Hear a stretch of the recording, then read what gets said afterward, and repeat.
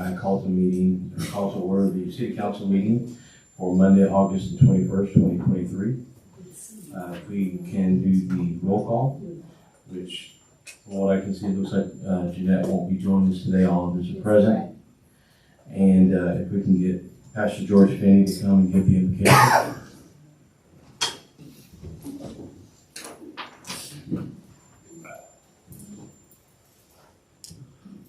Thank you, Mr. Mayor. It's an honor to be here today. Father, we come to you in the mighty name of Jesus. Father, we thank you for this day. We thank you for cooler weather.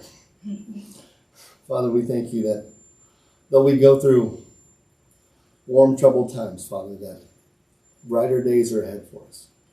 Father, we thank you for wisdom and knowledge for each and every person here today. Father, I thank you that cooler heads will always prevail. And each and every person will stay focused on not an agenda, Father, but the bigger picture, what's best for the city and for the people in the city, Father. Father, I thank you for being of one mind. Father, we thank you for each and every person gathered here today. And in Jesus' name we pray. Amen. You want me to pledge? Pledge allegiance to the flag of the United States of America and to the republic for which it stands, one nation, under God, indivisible, with liberty and justice for all. Texas flag.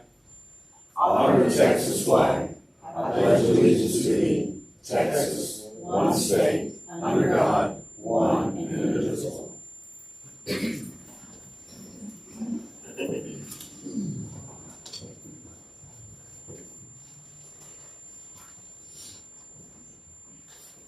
Okay, at this time I want to open up the citizen comment period, and I understand we have Rachel Ainsley.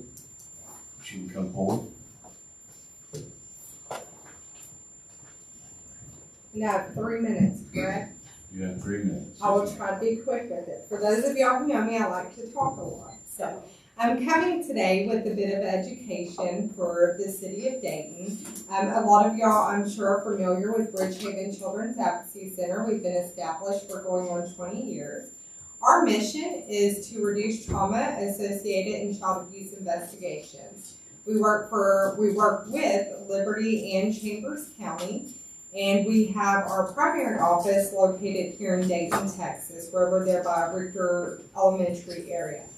One of our biggest goals, like I said, is to reduce trauma associated with child abuse investigation, and we do that through providing a variety of services. One of our main services we provide is that of the forensic interview. When a child has been abused, whether it be sexually abused, physically abused, witness to any type of crime, they come into Bridgehaven and we interview them, and we provide a service to law enforcement and CPS by providing those forensic interviews with our trained staff that can do that. We also provide family advocacy. We provide counseling, case management, rainbow room services for those clients, education and outreach, and all of those services are free of charge to our community, both Liberty and Chambers County.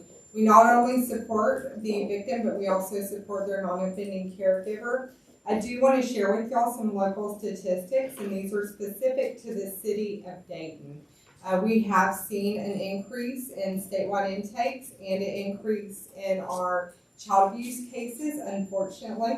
I always say I wish we were one of those businesses that could shut our doors, but that is not the case. Our fiscal year for Bridgehaven is not over yet. We still have 2 months in our fiscal year. Last year we served around 286 children from both Liberty and Chambers County, and as of today we have already surpassed 300 children for both Liberty and Chambers County. So some very specific statistics to Dayton is Dayton ISD is the second highest school district receiving forensic interview services for both Liberty and Chambers County. Something unique about Bridgehaven in probably the past 5 years is when someone makes a report of child abuse, whether it be to CPS or law enforcement through the statewide intake, Those reports also come directly to Bridgehaven at the same time that they go to law enforcement and CPS, and we go through those and help expedite the process, because we all know law enforcement and CPS, they are tremendously busy all of the time. And so 100 plus CPS statewide intakes we received were for Dayton PD jurisdiction. 30% of those statewide intakes met our protocols that we serve. 54% of those were female and 46% of those were male. And 64% of the 30 clients that we saw for legitimate abuse were for that of sexual abuse. Sexual abuse is the cases that we see majority at Bridgehaven, again, following behind that with physical abuse and neglect and any type of witnesses to serious crimes. 10% of the clients that were seen at our forensic interviews went to Dayton ISD schools. We serve children from ages 2 to 17. We do see adults upon occasions where it's specifically requested if they're more comfortable in a child-friendly setting, or those that might have the mentality of a child, they're welcome to come to Bridgehaven as well. We do not have any investigative authority. We piggyback off of law enforcement or CPS's investigative authority. What we're doing is providing trained professionals to conduct these interviews in a child-friendly setting. Thank y'all so much for y'all's time, and please continue to support our mission. And I do have the adults. Thank you, Ms. Ainsley. Next up, we have presentation updates and reports, and my understanding we have a presentation from Energy.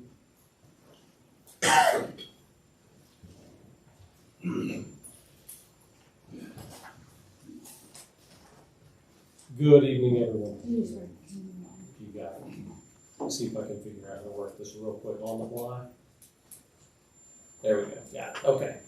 Good evening, everyone. So I was asked to come provide a presentation on Entergy's plans for growth in Dayton. A couple of caveats before we begin. I picked 4 of our biggest projects that we have upcoming that are already approved with timelines to be provided in this presentation.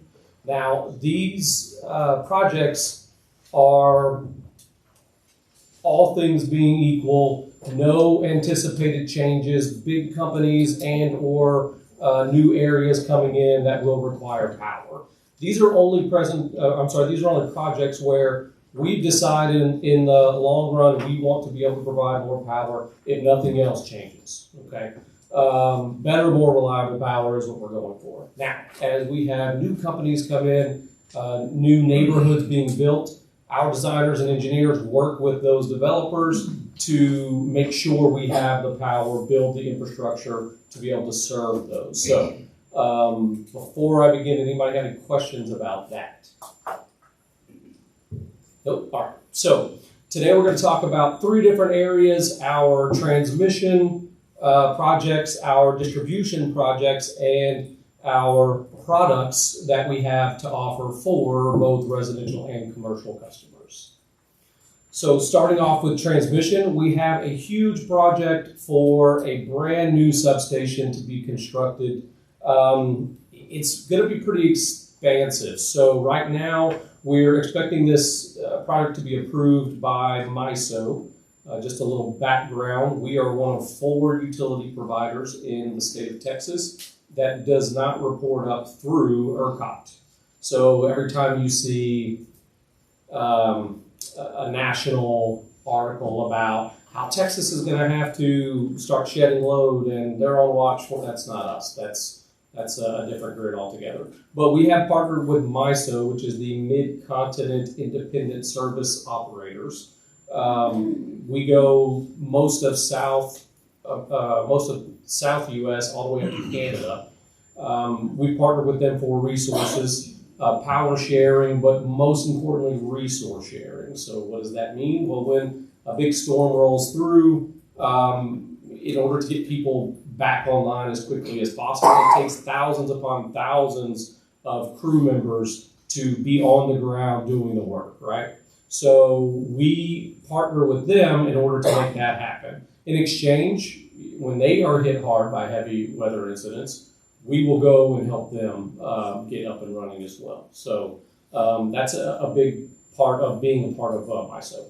But this project is, as you can see, it's going to be a 500 kV substation, which is expansive, and we're upgrading about 135 miles of that 500 kV line. So that is a high voltage line that will be able to serve multiple facets of commercial and residential areas. As we get to the individual transformer level, we can step that down in so many different ways.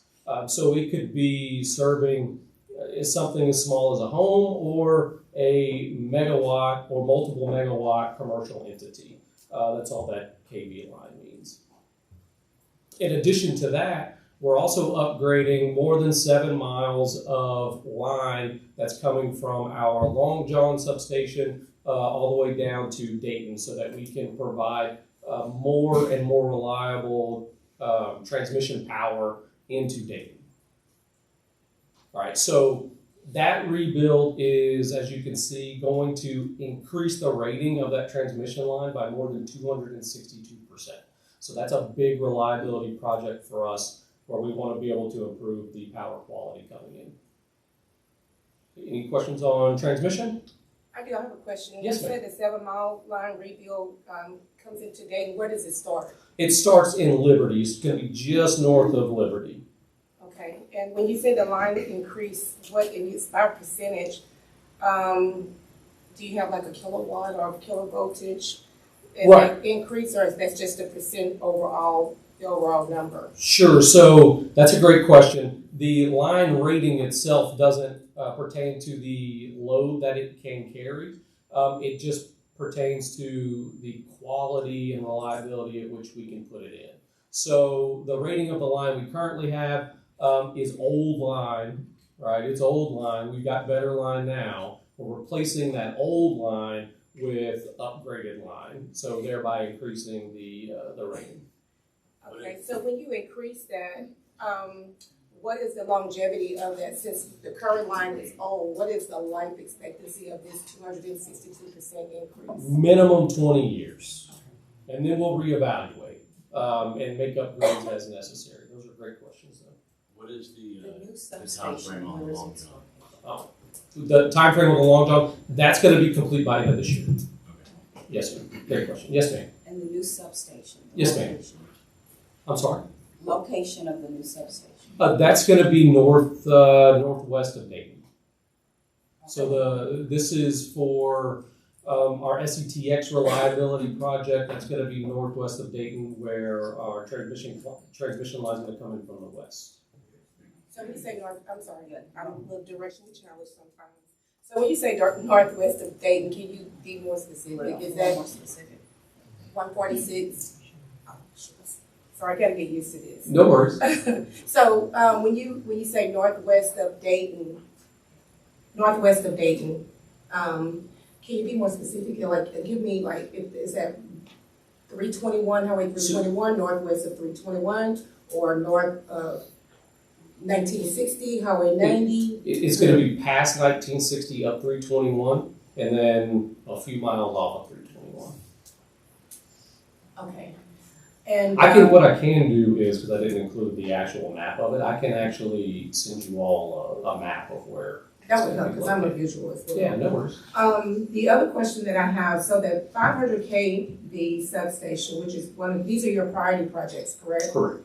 And so you said we'll be able to supply power to both residential and commercial, Correct. okay? And the expected approval is December 2023, and the all-in service date is, it's gonna take about 7 years to get that. Correct. Yes, ma'am. And I guess I'm asking a lot of questions. No worries. I'm here for you. The capacity for, let's say example, for commercial business, when you say KV, I don't understand the difference between KVs and megawatts. What's the difference? I'm not, this is not my area of expertise. No worries. I wanna know. Yeah, no worries. So when we're talking about megawatts, that's actual load. Voltage is essentially at what level it goes through the line, right? So if you think about it like a water tank, right, with a spigot at the bottom, right? The water tank is full. The load is the water that's in there. The voltage is the spigot at the bottom where you turn it a little bit and a little bit's trickling out. So, we've got a certain amount of water coming out, or we can open it all the way up and then a bunch of water just flies out. So it's really just the flow. So y'all control the flow based on the need? Well, yes, ma'am. So maximum voltage is ideal because it leaves us more options for customers to serve. So a small residential home doesn't need a lot of volts.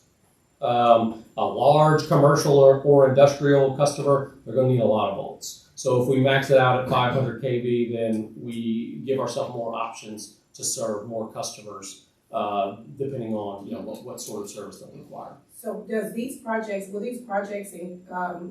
increase what our rooftops or our citizens are paying for utilities? In the short term, no. But the way we adjust rates is we make reliability upgrades throughout Entergy Texas.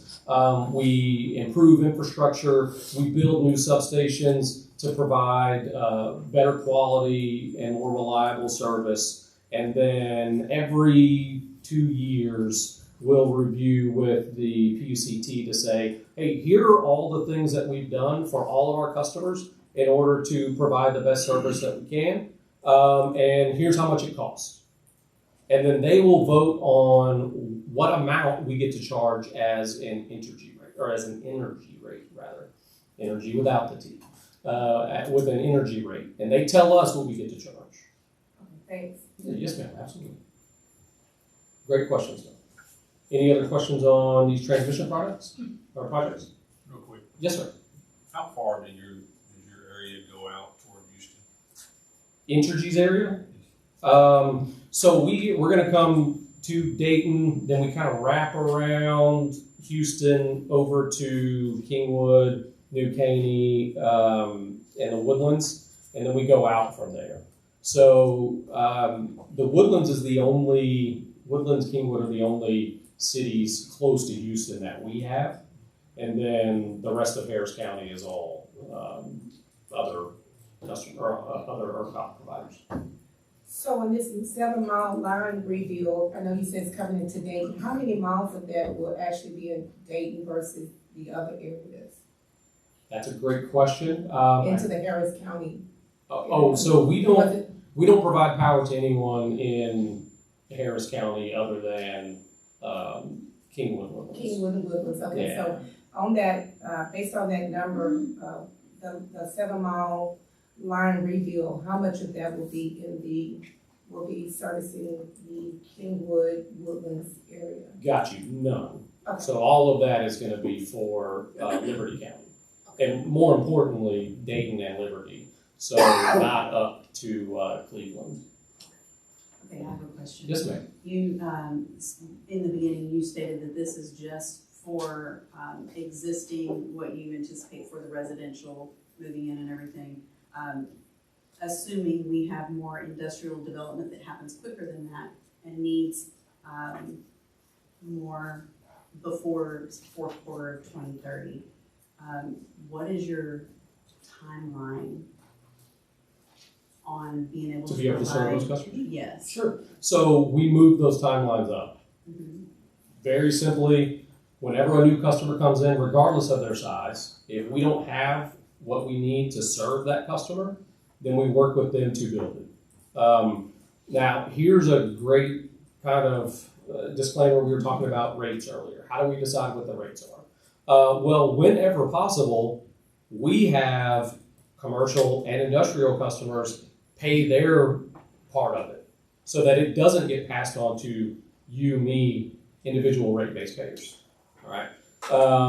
So, for instance, if we had a large industrial or large commercial customer come in and say, hey, we need 50 megawatts, and where they want to put it, we can't serve an additional 50 megawatts. Well, what is it going to take us to be able to serve them 50 megawatts? That's a large project. That's essentially an entire substation's worth of electricity. What do we need to do to get there? Once we've determined, okay, this is what it's going to take, dollars and cents wise, what can we say we would recoup within 4 years to revenue justify all of the costs to build it? Whatever we can't revenue justify within 4 years, which means it's no benefit to the rate base payers. If we can't revenue justify it in 4 years, it means it's not good for you, it's not good for any of our other customers. Then that cost is then given to the new business that wants to come in. So we'll say, okay, look, we, based on the amount that you're saying you're going to use, we can make back to essentially break even on this project at this dollar amount.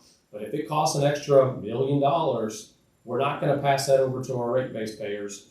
That's something that y'all will have to pay in order for us to build this out for you. Would the amount that they are willing to contribute have any bearing on the timeline on being able to move that up, or?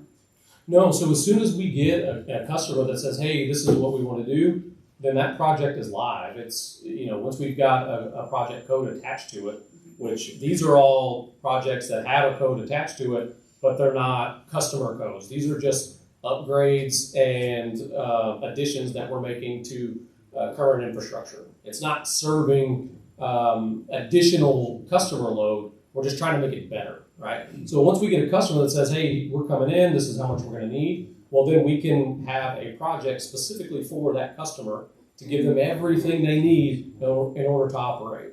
And that project is go live immediately. Yeah, so we start working on that. The turn time is, it can be extensive depending on the size of the project, because we're talking about getting multiple large transformers. And those are not easy or cheap to come by. But as soon as we say, hey, here's the project, we're moving in, this is what we want to do, we work really closely with those companies to say, okay, here's our timeline to be able to serve you. Design begins, engineering gets involved, the material is ordered. Once the material comes in, all the materials checked in, construction begins. There's no delay in that process. Once we have a customer saying, hey, we're coming in, we're signing a purchase power agreement with us, a PPA with us, saying like, yes, we're serious about coming here, it's going to happen, then we get the project going. I hate to break in, but we're on slide 1. Yes, sir. Thank you. You got it, Mr. Mayor. I'll move forward.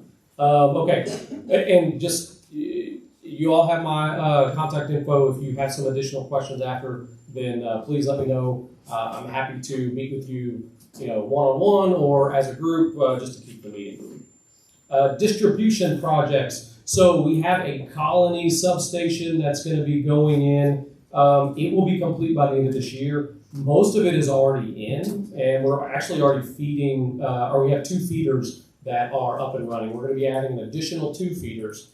And the transformers, as they currently stand, we've got 140 MVA transformer that's about 30 megawatts worth of power, and we've left space open to add an additional 40 MVA or 30 megawatts. So as Dayton continues to grow in that specific area, we'll be able to transition with more power for that area. The spot that these feeders are located are in that Grand Parkway area, Highway 90 and 1960. So we know that that's going to continue to expand and expand. In anticipation of that, we've got this project almost complete. Another project we have for reliability improvements, we've taken a review of all of our poles, and our key poles are getting upgraded with more steel poles or thicker, taller poles in order to prevent poles from coming down. We also have installed a total of 12 reclosers throughout Dayton. So very quickly, a recloser is just a way for us to cap out an outage. Right? So in the old days, if a tree fell on a line, whoever was on that feeder, you're without power. If it's 1,000 people, even if you were 2 miles away from that line down, you're gonna have to be without power until vegetation can come in, they can clear the tree, the line crews come in, they restring the line, they test it to make sure it's safe, then we can get the power re-energized. But now we can say, okay, that tree is down right here. So with the recloser, we'll activate the reclosers on either side of that line down, and everybody else is not impacted by it. So we can have fewer people out for fewer amounts of time. So we've got 12 reclosers throughout Dayton with plans to install more. That way we can decrease the number of folks out by seemingly innocuous events like people hitting poles or trees coming down, lightning strikes, all that good stuff. Hurricane and winter events. Hurricane winter events, absolutely. Absolutely. All right, so any questions on distribution? All right, real quick on products. In order to offer the most products to our customers, both industrial, commercial, and residential, we've come up with a variety of options where we'll take care of essentially anything, and we can turnkey these specific product offerings. So we have a full facility backup generation program for our commercial and residential customers. It is natural gas powered. It just shows up as a line item on their bill. Entergy owns it. Entergy maintains it. They see no impact with their service, no matter what happens. A real key point here is in order to do this, and we pay up to 60% of the total cost to have a full facility backup generator installed. A real key point here is that we hope in the next 10 to 15 years that we'll have enough commercial customers sign on board with this program that outages are a thing of the past. So these can act like mini substations to power whole neighborhoods because whatever that customer's not using, we can push back to the grid to help safely power, effectively power the residential and other commercial customers that are around. Green energy, so green energy is really important in the time that's coming. We have Entergy-owned solar panels that we'll be renting essentially the roof spacing from residential, commercial, or industrial customers to install solar panels to help offset grid usage. Again, just adding more clean, green power back into the grid. Green future offsets, we work with large industrial, large commercial customers to invest in solar farms, wind farms, green energy that we can then put back into the grid. Just real quick on that, because I get that question quite a bit actually. What on the grid energy program, what kind of cost is that to the homeowner? If energy is coming and saying, hey, we want to lease the space on your roof, what kind of cost is that to the homeowner? Zero cost to the customer. They actually get a credit back. So we're like renting their roof from them. Fine distinction because Mr. Mayor called me 8 or 9 o'clock the other night. We don't sell solar panels. So if anyone's knocking on your door saying, hey, I work with Entergy and I want to sell you a solar panel, we don't sell solar panels. That is not us. So somebody's lying to you. And if they're telling you that you spend $100,000 on this solar project and you'll never have to pay an electric bill again, that is also not true. Because if you think about it, you can only generate power when the sun is out, right? Well, at night or on a cloudy day, you gotta get your power from somewhere. So if you have any questions about that, or if you have any of your constituents that are getting those, please let me know. Give me a call if you ever want to discuss the validity of someone saying they work for Entergy and they're promising something like this. I can clarify whether that is in fact true or not. But yes, for the Entergy-owned solar, we are just essentially renting their rooftop to install our solar panels and push that solar electricity back into the grid. I have 5,000 square feet of roof. Well, I will get with you about that program, Mr. Mayor. So Energy Savers, this is really cool for both residential and commercial customers. So our low-income customers can sign up for free evaluations. We will send a contractor out to look at your home. They're gonna be checking the seals on your windows, your doors, making sure that you've got a tight enough seal to hold in your air conditioner or your heater. It's not great, especially now, it's 100+ degrees every single day, it seems like. So your air conditioner just keeps running. And if you don't have good sealing, then it's gonna run and it's not gonna help because it's still just hot. So they will come out and they'll make those adjustments. They'll add more seals, they'll add more caulking around the windows, they'll check the insulation in your attic to make sure you're properly insulated there. That's all free to the customer. They will then also make some recommendations for additional steps that the customer may take.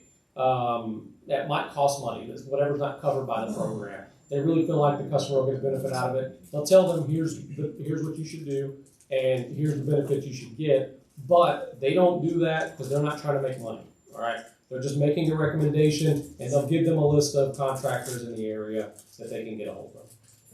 And that is for low income. That's for low income, yes, ma'am. And how do they sign up for this service? There is a website on Entergy's, there's a link on Entergy's website to sign up. It starts every January. So we restart that every January, and we've got a certain budget. It's like $1 million a year. So first come, first serve. And when it runs out, they'll have to wait till the next year. But I can send that link to everyone. Yes, ma'am. Great question. Commercial solutions, more the same. So they'll also check for residential and commercials. They'll check their AC units, give them tune-ups, make sure they're running properly, make recommendations if it's something that's not covered by the program. And EV charging, this is something that's coming soon, where Entergy will not only own the charger designed specifically for commercial fleets that want to go with EV vehicles in their fleet. We'll install the charger, we'll own the charger, maintain the charger. We'll do all of the legwork, so all you got to do is just plug it in and it works. In addition, if you have one of our chargers, we can actually give you pending PUCT's approval, we'll actually be able to give you a demand charge rate reduction. So the demand charge for large commercial customers is a chunk of their bill. It's essentially saying they're pulling a lot of power out of the grid, right? So they're taking it away from everybody, and we have to provide it if they're pulling it. So we can give them a reduction in their rate based on that charger, specifically for that charger, because we know that if you're going to be using fast chargers, it takes a lot of power to push through to charge them quickly. Are these universal charging stations Yes, sir. that'll do a wide variety of different Correct. manufacturers? Yes, sir. Correct.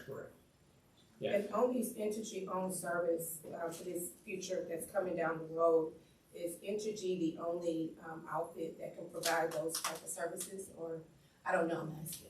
Yes, ma'am. So a lot of utility providers are kind of thinking outside of the box on how can we provide more benefits to our customers. The world's ever changing, and we want to be able to answer the call for essentially any kind of product that they may need.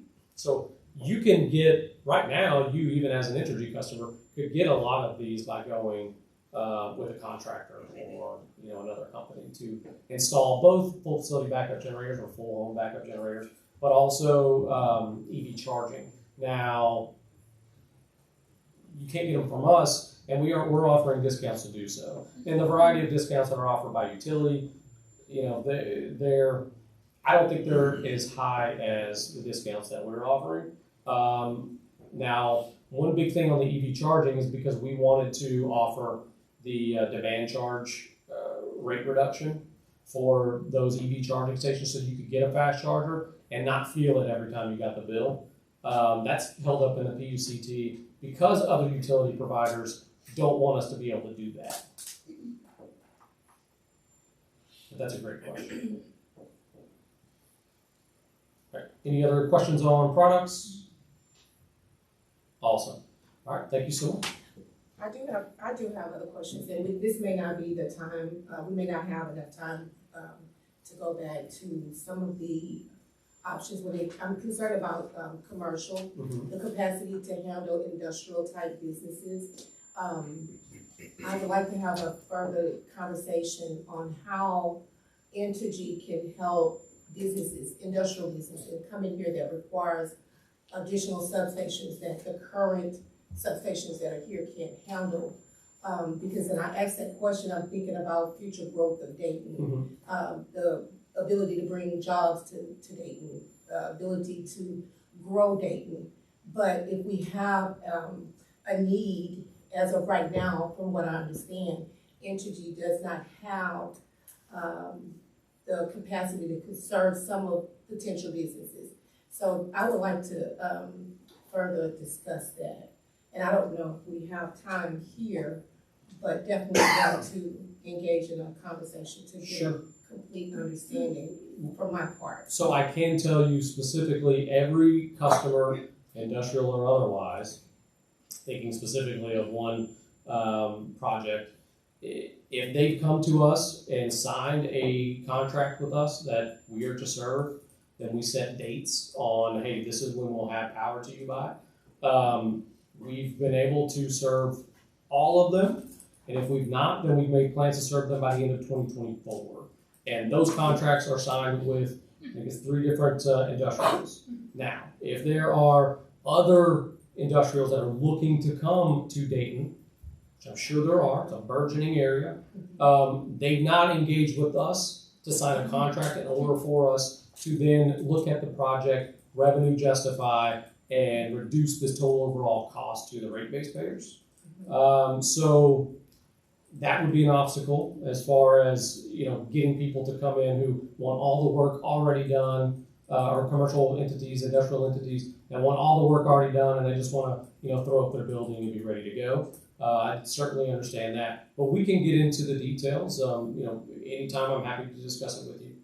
We can bring in our economic development coordinators as well, so they can get into really the fine line items on what we're doing, which customers we're working with, and how we're able to provide them and with what timelines. Yeah, I like that, because I just want to make sure that everyone's playing, fair in the same sandbox.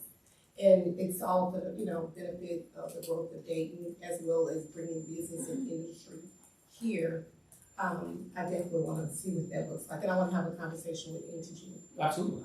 Because if it's going to benefit Dayton, it benefits the citizens. If it can take some burdens off our taxpayers, that's what I'm here for, and I want to make sure that I completely understand that relationship. Yeah, absolutely.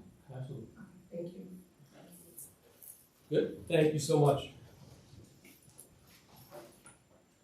All right, thank you to Paul from Energy. Moving into city manager updates.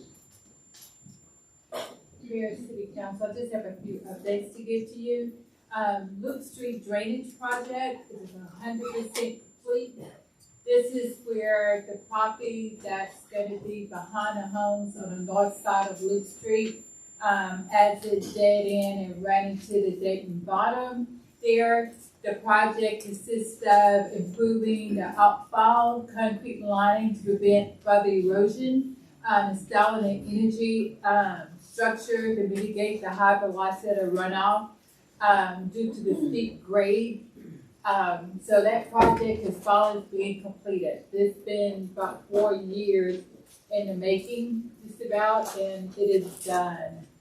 Okay, this is the end of Luke Street. You're talking about going down the hill, That is, like in the Colbert area. this is right behind the homes, not that far down. This is right before you get to the end. There's a row of homes on Luke Street, and it's right behind that. So is this all, is this just the home at the intersection of? It's Culver, there's, right after Culver Street, if you go down Culver Street and you turn to the left on Luke Street, and midway of that block, it takes care of the homes at that area in which this outfall is behind. So after the bridge? Yes, ma'am. So it's all of those homes from the bridge It's probably gonna be to three homes, 2 to 3 homes. Okay. It's the lots are very large. It's where we saw erosions and problems. Okay, and it's not just, so it's not just the home that we had gotten Complaint. okay, Yes, ma'am. all right. Thank you. You're welcome. And we had to make some changes to our design due to a homeowner. That homeowner did not want us on their property. It took so long with the project. So we ended up doing all the work on the city side and not on her side of the property, so you know. Did this include, because their homes after the bridge and then Deaver's property is just before the bridge, and Deaver before the bridge is the one that had lost some livestock down in it. It did not include that property. The next project, I would like to give you an update. It's actually going to be the Stinson Road Improvement Project. This is the widening and a heavy haul of Stinson Road that feeds into South Inland Logistics Park. We have received EDA funding for this project, and construction has begun on that street. It's for the street itself.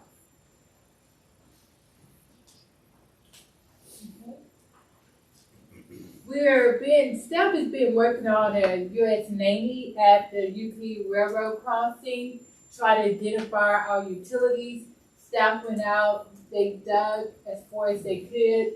They located not only what we believe was our utilities, but other agencies' utilities as well, because what it was located on top of what we think was ours, we could not go any further. I know Public Works has been talking with TxDOT.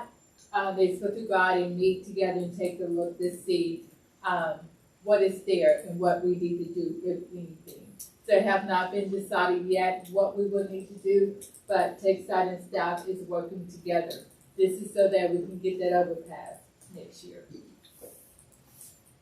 As far as Dayton is concerned, I will tell you that DISD had issues at Kimmy Brown. They lost connections, and I would like to commend James Perkins for his work of getting them up and connected, because they lost all communications. He worked very hard, long hours actually, working with our consultants and with DISD in order to make this happen. Just in front of the council, I want to thank him. I've thanked him previously, but I wanted you guys to hear it as well. He was also able to get Western Auto installed with Daynet as well. So we've been working. He have more to share with you as council meeting go on, but I want to recognize him for that. One of the things you see in front of you is a camera, people. We are live streaming, not today. We're testing it. We will post it if everything works out fine to YouTube on tomorrow. So, and if everything works out fine, we will be live streaming every council meeting. So I just want to bring that to your attention. And that will be all for my report. All right, thank you, City Manager Judd. Next, we move to financial reports.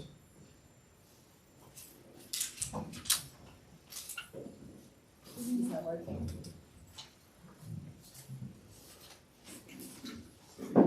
You hit the wrong button. No, I hit that. Sorry. Good evening, Mayor and Council.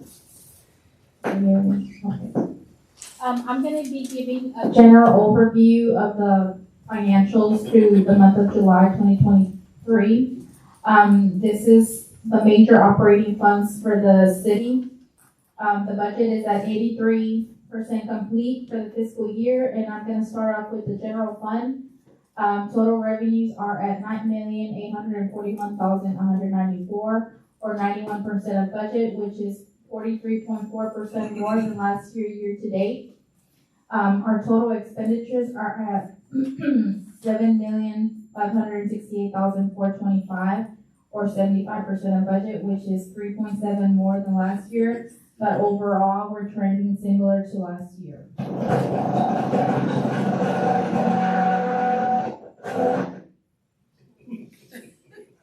All right, James.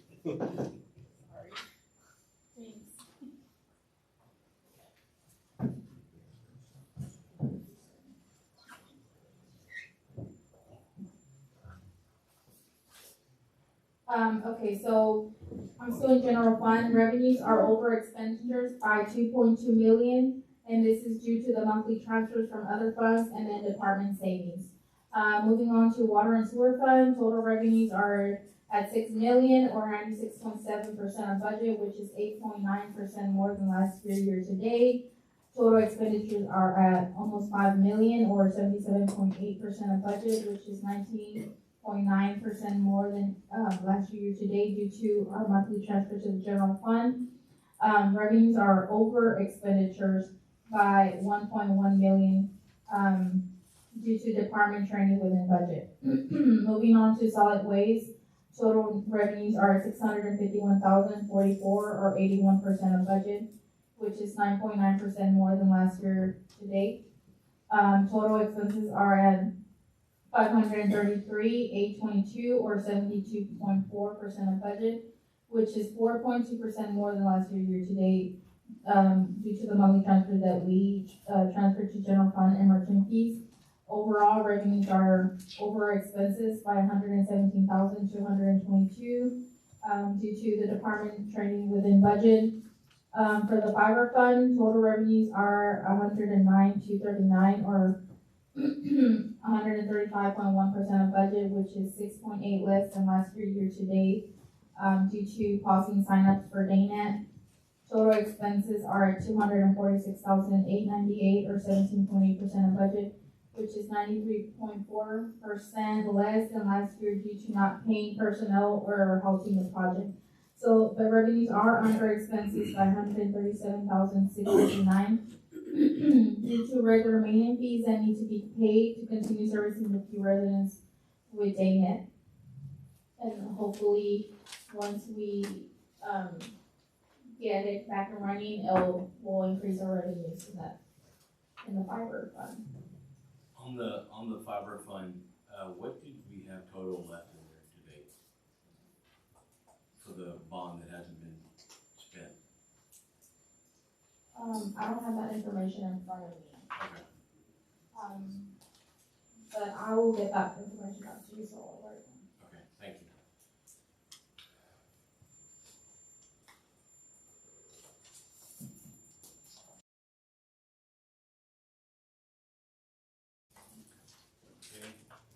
Okay.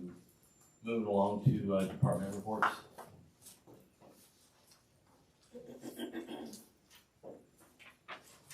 You have them in your packet. Oh, okay. And Okay. Mayor, I'm just gonna let you all know that I gave you the updated budget based on the recommendations that council wanted to see. And we did a few allocation where we consolidated under fleet maintenance. So you should see all the other departments at a zero, and then fleet maintenance should have the fuel all under there. We separated the utility billing department from the public works, water, sewer production. We lowered the impact fees to be more conservative on our revenues. And then on Daynet, we added the 2 additional staff members. And then the IT director is compensation was adjusted. And then advertising budget has been increased to 12,000. It was 7,000. Council wanted to have more in there, so we bumped it up to 12,000. And we renamed line items to make it less confusing.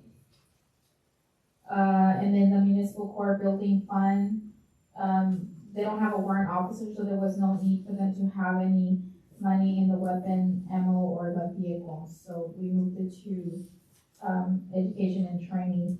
And then based on the proposed tax rate, which this is not in your list because I was giving the worksheet late Friday. But based on the proposed tax rate, which will be discussed later on, I had to decrease property tax revenue for the general fund 10,000, and then I also had to decrease it in the debt service because I put it at 98% collection to be at a conservative.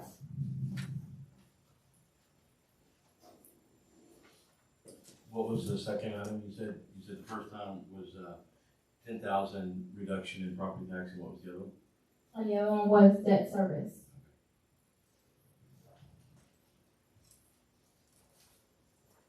And that's all I have.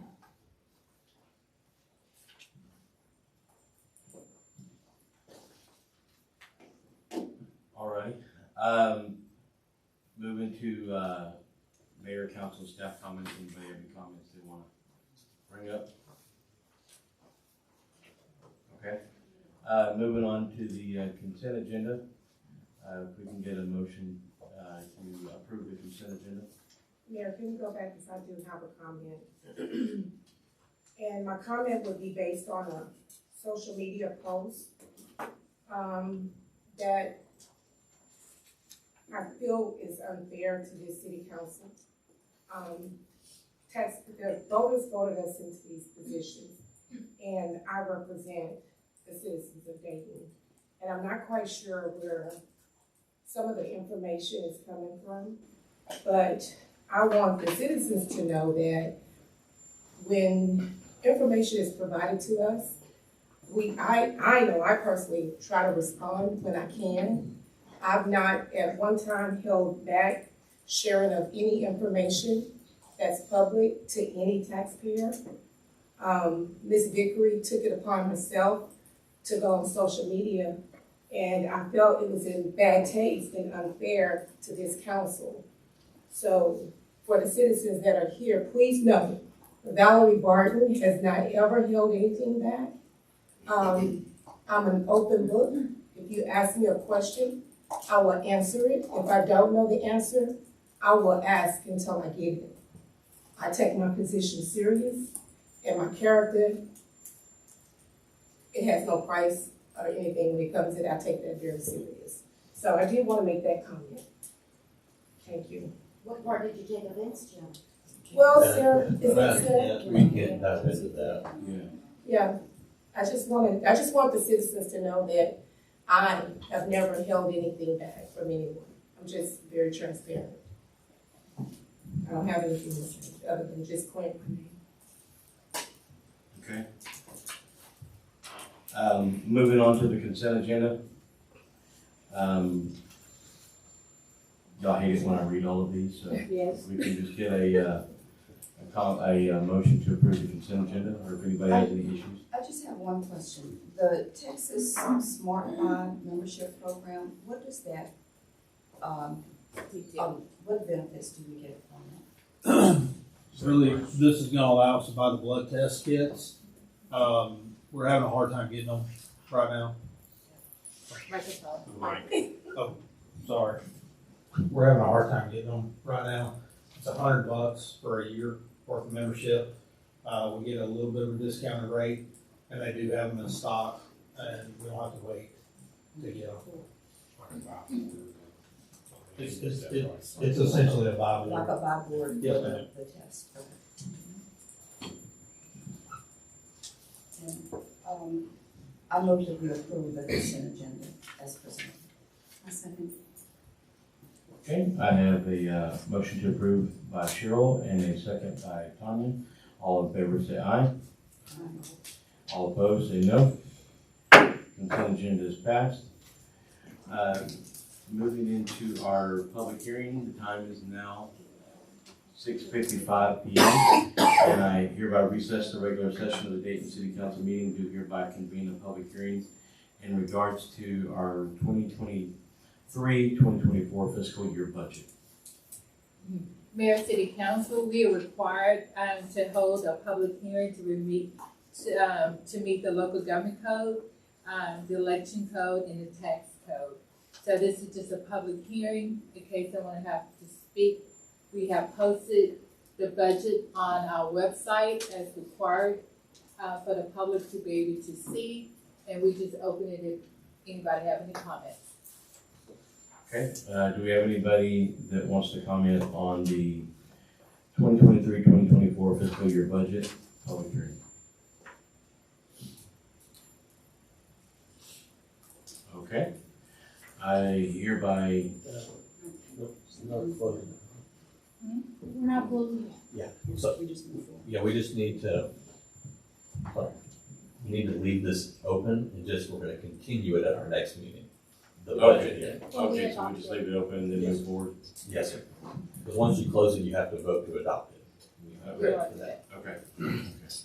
All right, so we're gonna leave the, public hearing for the 2023-2024 fiscal year budget open. Moving on to action item A, we are going to, it's been requested that we are going to pause on this item and move it into executive session. So going on to item B, consider with possible action on resolution number 2023-75 approving the fiscal year 2023-2024 benefits package.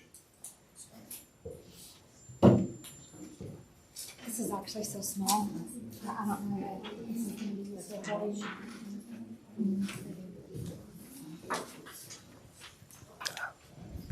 I did print this out for y'all. It's at your desk. It's at the very bottom. There. You can't really see it on here, so. I don't see it here either. Well. Sorry. I did too. Somebody did some very good negotiating. Yes, thank you. Mayor, Council, I'd like to introduce you to Jana Ventura with Princeton Benefits. Councilman Hedrick, you had asked if we had a broker that helps us with our insurance, and this is the broker, Princeton Benefits. They did do an excellent job for us this year. We had budgeted for a 10% increase. United Healthcare came back with a 7% increase, but through the RFP process, Brinson was able to negotiate with Blue Cross Blue Shield a 22% decrease from our current rate. So we're very happy with that. The plan is very comparable to what we currently have, and I'll let Jana kind of talk about it. All right, good evening, Mayor and Council. As she mentioned, I'm Jana Ventura with Princeton Benefits, your employee benefits consulting firm. And as she mentioned, we did go to bid for your medical insurance renewal. And one thing I wanted to mention is that when we do that, we like to look at your claims performance. And the City of Dayton claims pool is running very, very well. The loss ratio right now is about 32%, which is very good. The health insurance carriers consider a good loss ratio really anything under 70%. And so the loss ratio means that for every claims dollar they pay out, how many premium dollars did they collect? And so at a loss ratio of 32%, the carriers are standing to make money on your plan. And so when we got your 7% renewal from United Healthcare, that compelled us to go to market. And when we did, Blue Cross Blue Shield responded very favorably, and it comes out to be about a $200,000 savings over what you're currently paying. We did get 4 proposals and 4 declines to quote from the bid process, and on the non-medical side, we did receive some proposals, but you're in rate guarantee for everything other than dental, and so there wasn't really a compelling reason to move your non-medical benefits. Does anybody have any questions? You did a great job. Well, thank you. Yes. Thank you. I like to commend anytime I hear the word decrease. Yes, we do too. Yeah. We don't get to hear that every day in our industry, and so we were very excited. Okay, I don't think we have any other questions. I move that we approve resolution R 2023-75, approving the fiscal year 23-24 employee benefit package. Do I have a second? A second. Okay, I have a motion to approve. Item B, resolution R 2023-75, approving the fiscal year 23-24 employee benefits package by Cheryl, with a second by Tanya. All in favor, say aye. Aye. All opposed? Item passes. Item C, consider with possible action on resolution number R 2023-80, approving the City Economic Development Corporation's expenditures for Henderson Day Park improvement. And personally, this is something I'm excited about. Hello, Mayor and Council. I'm here requesting approval for the expenditures for Henderson Day Park improvements in the amount of $98,561.93. The DEDC Board of Directors met last Monday on the 14th and approved these expenditures. And what that's gonna go towards is new playground equipment, new, like the wood fiber cushion, the border for the play area, a new pavilion, picnic tables, swings, benches, a climbing dome, backstop fencing, and that includes the installation and the shipping costs as well to get the equipment to us. Okay, do we have anybody that has any questions?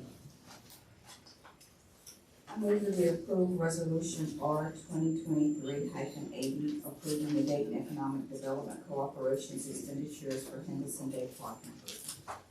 Do you have a second? I second. We have a motion to approve item C, resolution R 2023-80, approving the Dayton Economic Development Corporation's expenditure for Henderson Day Park improvements, with a motion to approve by Cheryl and a second by Valerie. All in favor, say aye. Aye. All opposed?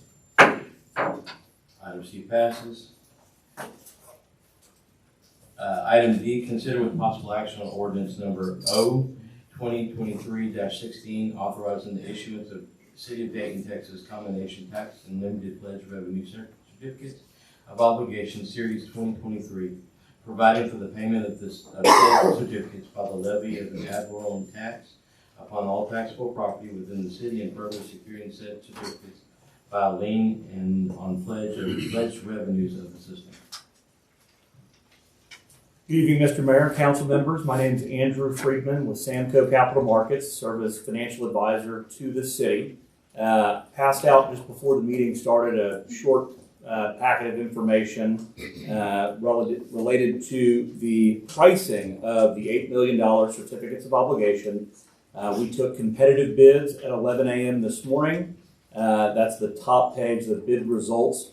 You'll see that we received 6 bids, arranged from the lowest tick to the highest tick, standing for true interest cost, which is roughly the average interest rate on this 20-year financing. So you can see that the best bid came in at 3.97% from FHN Financial Capital Markets, and then 5 other bids ranging from 3.98% all the way up to 4.32%. So what this tells us is a lot of activity in the market and interest in Dayton bonds today, and that with the 6 bids, and that we got as good of a deal as we could in today's market at that 3.97%. So we're very pleased with those results.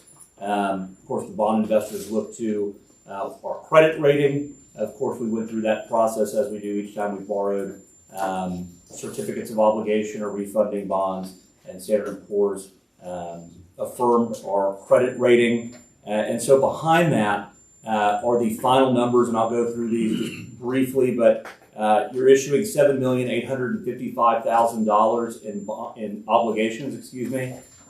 The winning bidder is going to pay the city a cash premium, which allows us to put the full $8 million in the project fund, net of the cost of issuance and underwriter's discount, and we're issuing less than that $8 million in bonds in order to achieve that.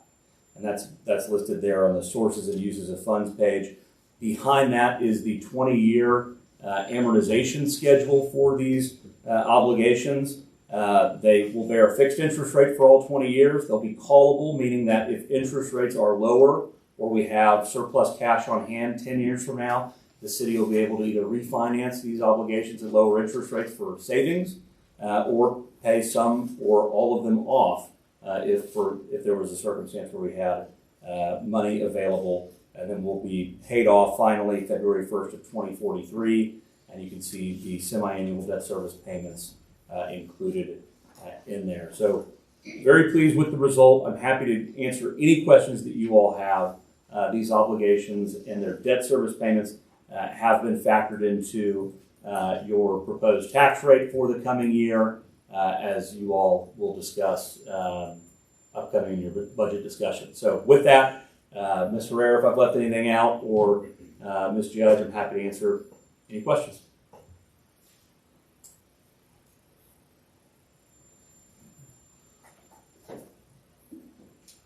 I apologize, we just got this information about an hour ago, so we're kind of looking for it right now. certainly understand that. Unfortunately, because we get bids the day of the pricing, because bond investors bid with the interest rates today in the market, they don't hold their bids for long. It's a rush to get the ordinance updated with those final par amounts, et cetera. But again, happy to answer any questions.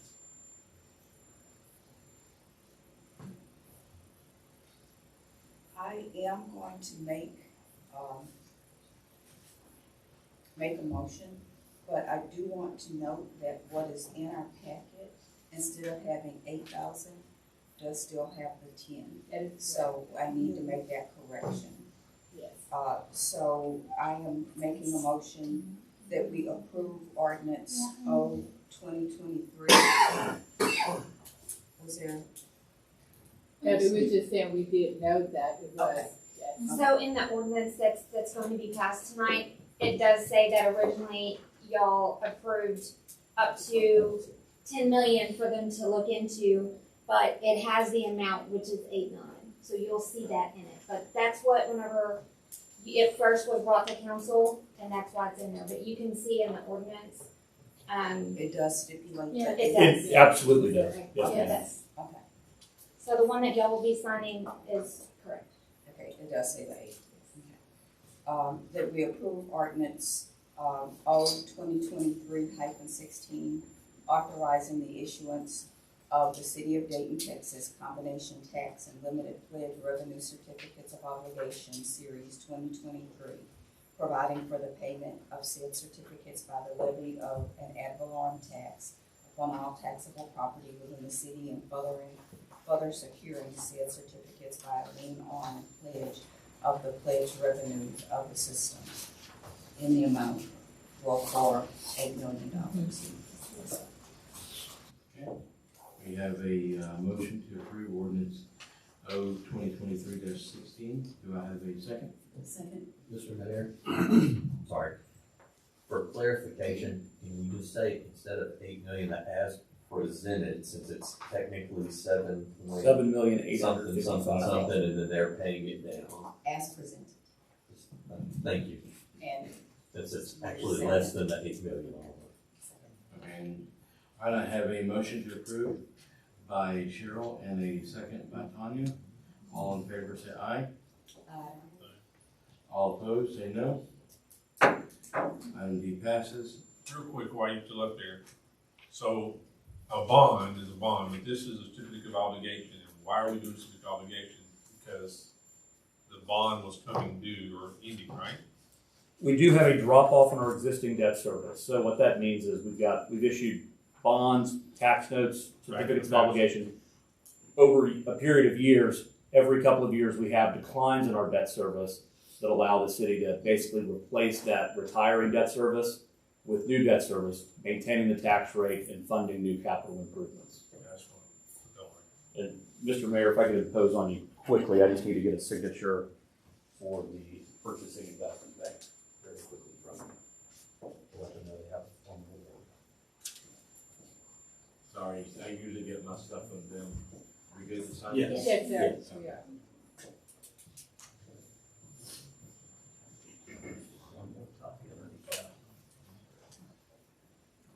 Thank you very much, sir. All right, moving to item E. Consider with possible action on resolution number R 2023-76, awarding the contract for the City of Dayton, Texas infrastructure to industrial area US 90 and Stilson Road signal installation and roadway improvements. Good evening, Mayor and Council. My name is I'm a little too short for this. Hi there, Mayor and Council. My name is Victoria Dye, and I'm with LJ Engineering. I am here this evening to present the bid results for the City of Dayton's EDA project. We're looking at contract C, the US 90 and Stilson Road intersection improvements. Earlier in this month, the city received 5 bids for this project, and Hard Construction came in as the lowest bidder at $1,544,606.50. Hard Construction is actually the contractor who is currently working on the Stilson Road improvements towards the Gilt. So, obviously, they are more than qualified to do the work. So LJA does recommend that the city award this contract to Carter Construction. Real quick, explain what this project is. Yes. Okay. This particular project goes in line with the Heavy Haul Road of Stinson. Once we had started looking into it, we had to tie in a Heavy Haul Road with Highway 90. In doing so, tying it in, we have to have the project reviewed by TxDOT in their approval. They had some changes they would like to see, because since we are using heavy haul vehicles going through there to Highway 90, we was required to put a signal at that location and redesign that intersection. So that's part of the Stinson Road Heavy Haul, and it is part of the economic development grant that we received. When you say signal, got a flashing light saying there's heavy vehicles or slow vehicles, or just an actual red light? It's going to be a red light. Yeah, so since it's on TxDOT's facility, they require that signals, actual traffic signals installation be done. But at the time, it's going to be only flashing. As you know, that there's Union Pacific Railroad across the way, and that has not, I know that coordination isn't complete, and so TxDOT does not want that signal working until coordination with Union Pacific is in place. So it is the installation of traffic signals as well as the reconfiguration of your left turn lanes.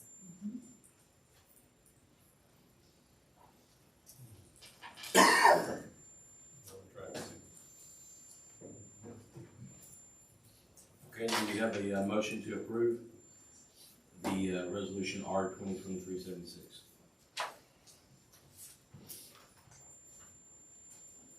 So I move that we approve resolution R 2023-76, awarding contract for the City of Dayton, Texas infrastructure to industrial area, US 90 at Stilson Road signal installation and roadway improvements.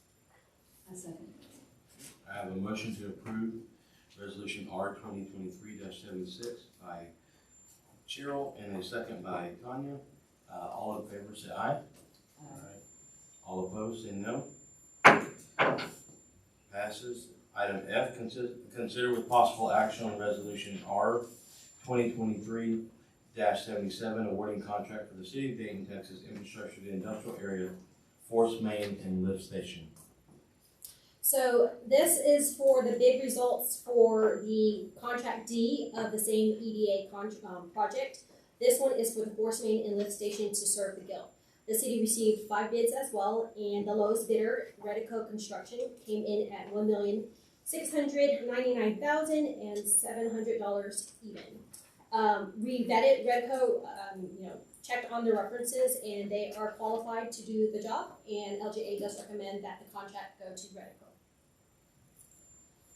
To give you a little explanation, so this is an extension of contract A, which installed the water line and the force main down Stilson Road. So this would just be the connection of the force main that runs south to the Guild, and we'll run this force main to the east to a lift station that is servicing the Guild.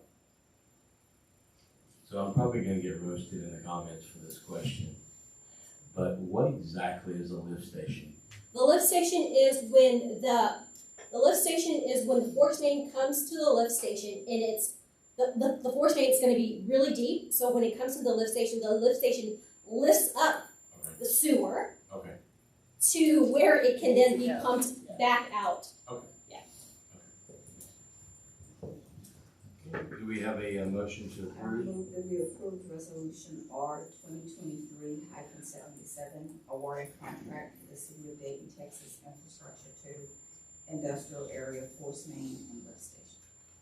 Do we have a second? Second. I have a motion to approve resolution R 2023-77 is written by Cheryl with a second by Tanya. All in favor say aye. Aye. All opposed say no. Item F passes. Item G, consider with possible action on resolution number R 2023-71, approving the City of Dayton's authorization to issue request for proposal for administrative services for the 2023 U.S. Economic Development Administration Disaster Supplement Funding Grant. Yes, Mayor and City Council, the EDA had additional funding out there that went to cities, for proposals. This grant will allow us to get up to $2 million, but it has to be a grant that'll be utilized for infrastructure to help our economic development. It cannot be for the residential, it has to be for, to help commercial, industrial in way of the city and our economy. So the city thought long and hard and said, what can we do? As you know, we looked at passing bonds for a water well. And in talking to a grant consultant, my question, because we do have a match, so my question came back to if this well can serve the industrial developments that we having and take strain off of the well that's serving our existing community, can we use that $2 million to work with the funding that we were seeking for our bond? They assured me that yes, if granted, we can use that.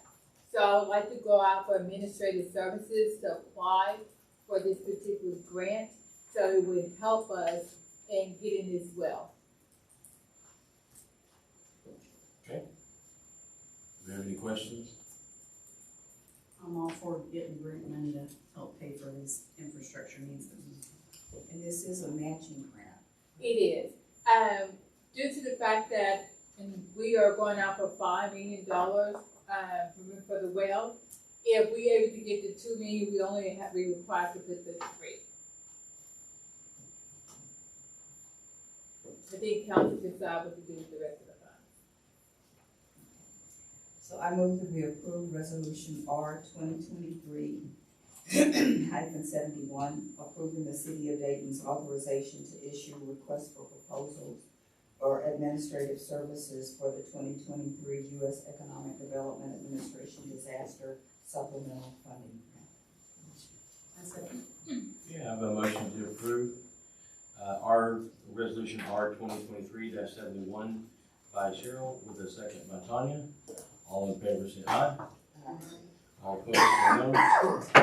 There's no guarantee we get this right. It is not guaranteed we will get it. That is correct. Okay, item H, consider with possible action on resolution R 2023-72, approving the city of Dayton's authorization to issue requests for proposal for administration services and or request for qualifications for engineering services for the 2023 U.S. Economic Administration Disaster Supplement Funding Grant. Mayor, City Council, this resolution is for the state for RFQs for qualification for engineers for the same U.S. Economic Development Disaster Grant. We're just asking that you allow us to do so. What are we going after on this? What is the purpose for this one? Can you explain it? Yes, it's for the well as well. For the well? Yes. Just the well? The two go hand in hand. Yes. So I move that we approve resolution R 2023-72, approving the city of Dayton authorization to issue requests for proposals for administrative services and or requests for qualifications for engineering services for the 2023 U.S. Economic Development Administration Disaster Supplemental Funding Grant. Okay, we have a motion to approve. Do we have a second? I second. I have a motion to approve resolution R 2023-72 is written by Cheryl Lawson and a second by Valerie Barton. All in favor say aye. All opposed say no. Item passes. Item I, consider with possible action on ordinance ordinance O 2023-17 to freeze the current water and utility sewer rates with annual review.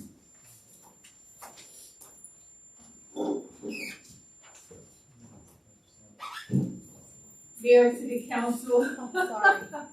As stated to you previously, we went out, did our homework, looked at our current revenue for our utility fund, looked at our current rate, and we're comfortable at this moment to freeze our water rates instead of increasing. The current ordinance that is in place allows us to go out, I believe it's 8% increase for 8 years. And starting, we better go out again in October. We do not want to do that as staff. We are comfortable where we're sitting at this time. We feel that our utility fund is now able to take care of itself. And we're at that point now where we're ready to just say, okay, freeze it. We don't need to go up anymore. So just to be clear, we were getting ready in October to go up again another 8%, That is correct. and we're choosing to not do that. Yes, sir, that's correct. We would like to keep that 20% discount that we have for our seniors at this time, and now just freeze the rates for everyone. Okay. Do we have a motion to approve ordinance 2023-17? I make a motion that we approve ordinance number 2023-17, and ordinance amending, just ordinance 2023-17. As written. As written. I second. I have a motion to approve ordinance 2023-17 by Cheryl and a second by John. All in favor say aye. Aye. All opposed, no. Item I passes. Item J, consider with possible action on resolution number R 2023-68 to vote on a proposed 2023 tax rate.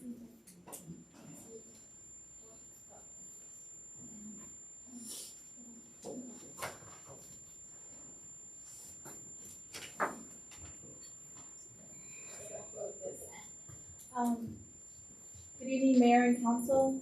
I am going to give an overview. Push the button. It is. You killed it.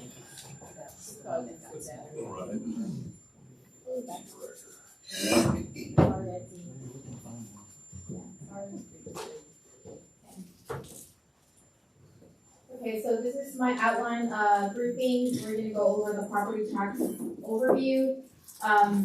State law requirements for the no new revenue tax rate, the voter approval tax rate, the dividend rate, and then the tax rate adoption. So we're gonna go with the overview. Property tax is the largest source of revenue for the city of Dayton, and it's budgeted at $7.9 million for fiscal year 23-24. For general fund, we have $4.1 million, and for debt service, we have $3.8 million.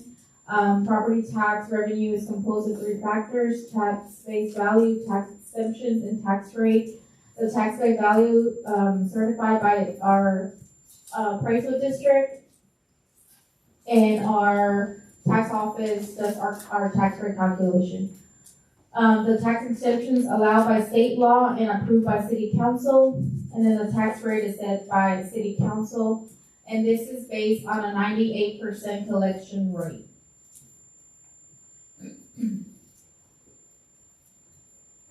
So property tax base value growth, the certified values are due by July 25th of each year, and they're provided by the Liberty CAD.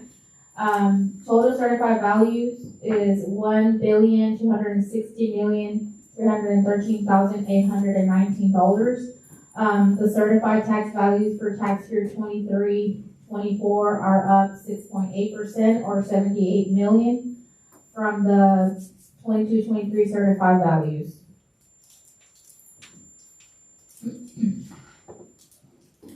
Here is the property tax exemption. City approved exemption plus those allowed by state law result in property value being exempt from taxation. We have the homestead exemption, 15%. The maximum allowed by the state is 20%. We have exempt 58.1 million, loss of revenue 384,000. For 65 and over, exemption is 40,000. Exempt is 22.1 million, or loss of revenue 146,000. Disabled exemption is 20,000, and it's the exempt amount of 1.5 million, or loss of revenue 10,000. Total value exempt is 81.7 million. Total revenue loss 540,000.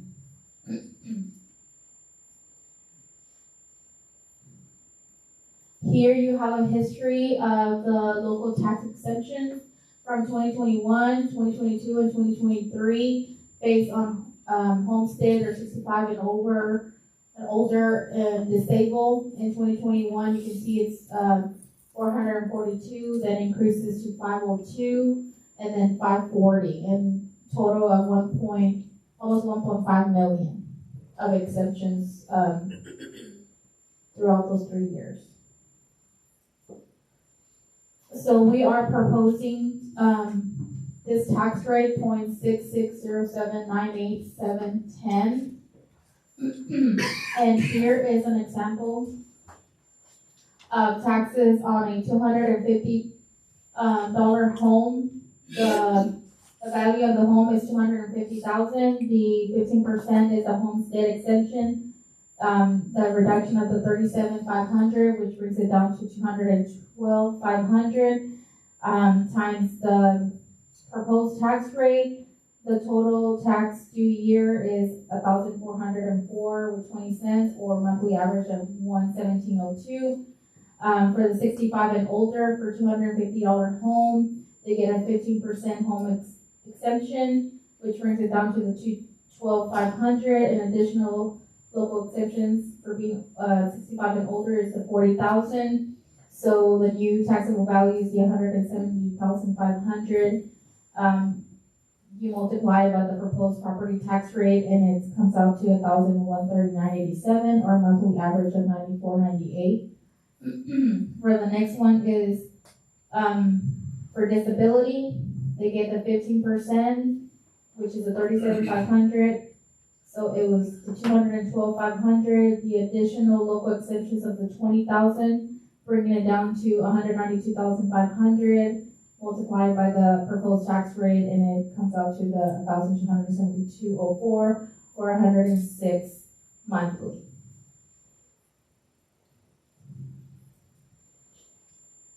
The next one is the average home values for 2020 is $180,639. For 2021 is $192.35, which is an increase of 6.3%. In 2022, $225,283, which is an increase of 17.3%. And in 2023 is $247,514, which is an increase of 9.8%. So throughout the years, average home value has been going up. State law requirements. We have the required calculations, which is the no new revenue tax rate, which was replaced by the effective tax rate, the voter approval tax rate, which was replaced by the rollback tax rate, and then the de minimis rate for non-special taxing unit less than 30,000 population. Requires notice of tax rates, tax rate calculation worksheets posted to the city website and do not have to be published in the newspaper. Should the proposed tax rate exceed the voter approval rate, an election is required.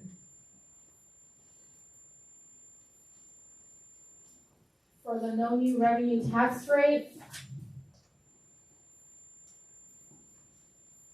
a calculate rate that would provide the city with about the same amount of revenue it received in the year before on properties taxed in both years. So for fiscal year 23-24, the no new revenue tax rate is 0.63546,983 per hundred, and it's 0.02532,888 decrease from the proposed tax rate. If the tax rate were to be set at the no new revenue tax rate, the proposed revenue for fiscal year 23-24 would decrease by $308,000, and the average home owner bill would decrease $63 for the year for a $250 home. And I have an example on the next slide, based on the $250 home. Yeah, sorry, 250,000. Sorry, I'm being nervous. Property tax rate. So we have the current tax rate, we have the no new revenue, and then the proposed tax rate. So you do the first one is the current tax rate that we currently have right now, which is a 0.663778810. Total due per year is 1,659.44, which monthly average of 138.29. For the no new revenue rate, if you were to go with the no new revenue rate, is the 0.635469830, and it would be 1,588.67. Monthly average of 132.39. And for the proposed, we multiply by the 0.660798,710, which brings it to 1,651.99 or 137.67. Okay, real quick. Okay. Just so to explain, someone may not know. So you're saying the current tax rate is 66.37. Your tax bill on a $250,000 house is $138.29. Monthly average. A month. A month. A month. Jumping over to the proposed, it's $137.67, Yes. which is less than the last one. Yes, it's less. Just want to put it out there in case. It's people a few didn't know. cents less, but I mean, yes. So now we move on to, I did another one on a $125,000 home. And if you see the current tax rate again, the no new revenue, and the proposed tax rate, if we go for the current tax rate, the 0.663778810, you're looking at 1,659.44.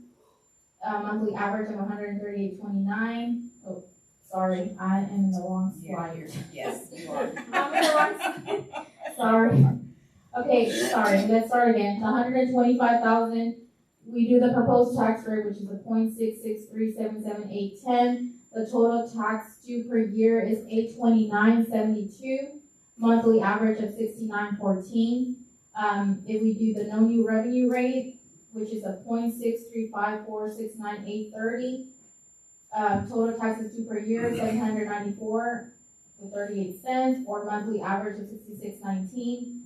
Again, if we use the proposed tax rate, which is the one we're proposing, the 0.660798,710, looking at $825.99, or monthly average of $68.83. So it just breaks it down. Does anybody have any questions on this? No. Sorry, I was on the wrong slide. Voter approval tax rate. So this is the way that we calculate the voter approval tax rate, which this is done by the tax office, but this is just the way that they come up with it. It's the no new revenue M&O rate times the 3.5%. Voter gives you the voter approval M&O rate plus the debt service rate plus the unused increment rate gives you the voter approval tax rate.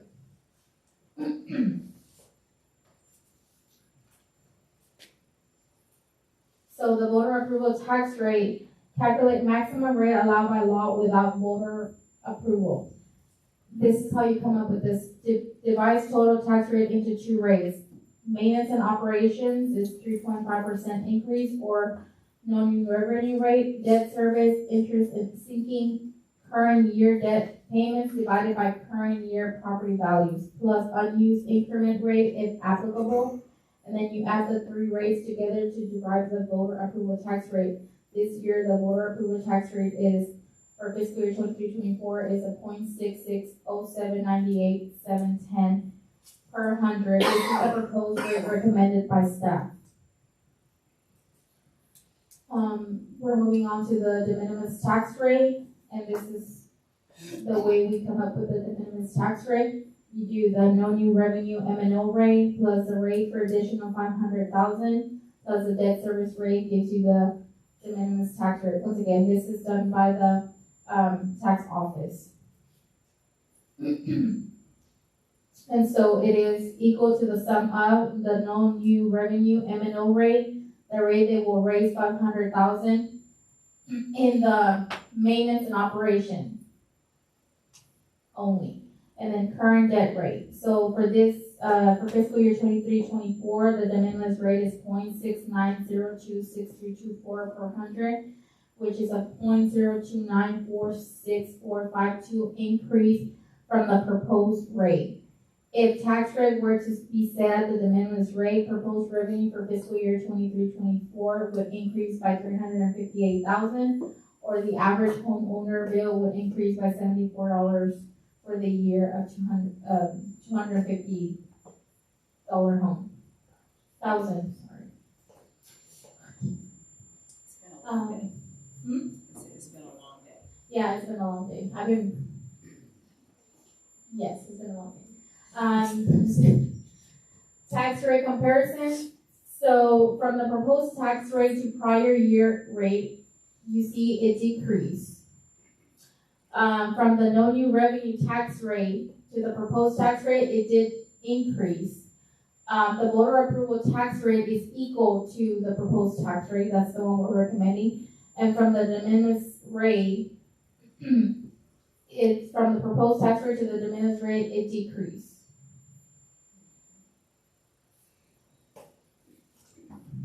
Real quick, just for people out here to know, if we did not, what should I say, do the 66. 0798. Yeah. If we didn't do it, how much does it affect the city? Well, we did do it based on that bond that we just approved. Right, I'm just trying to say more than that, it would be based on employee raises, it'd be based on a lot of things. Yes, it would be on a lot of things. We would have to go back and cut back on budget, and then we would have to see how we're gonna come up with the bond money that, the bond money that we have to pay. We have to pay our debt for bonds. What about 380,000 that we would have to go and readjust? Yes. Sorry, let me go back and see. So on this,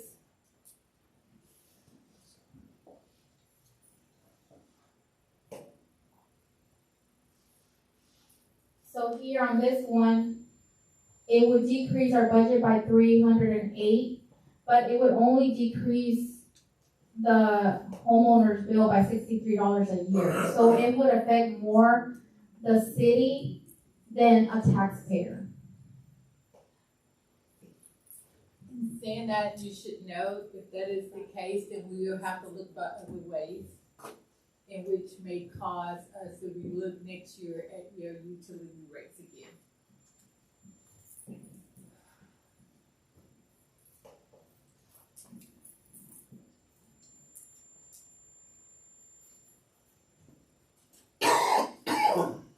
Does anybody have any more questions on this? I think we do have questions, but I think we're all thinking about how we're gonna ask the questions that we're concerned about.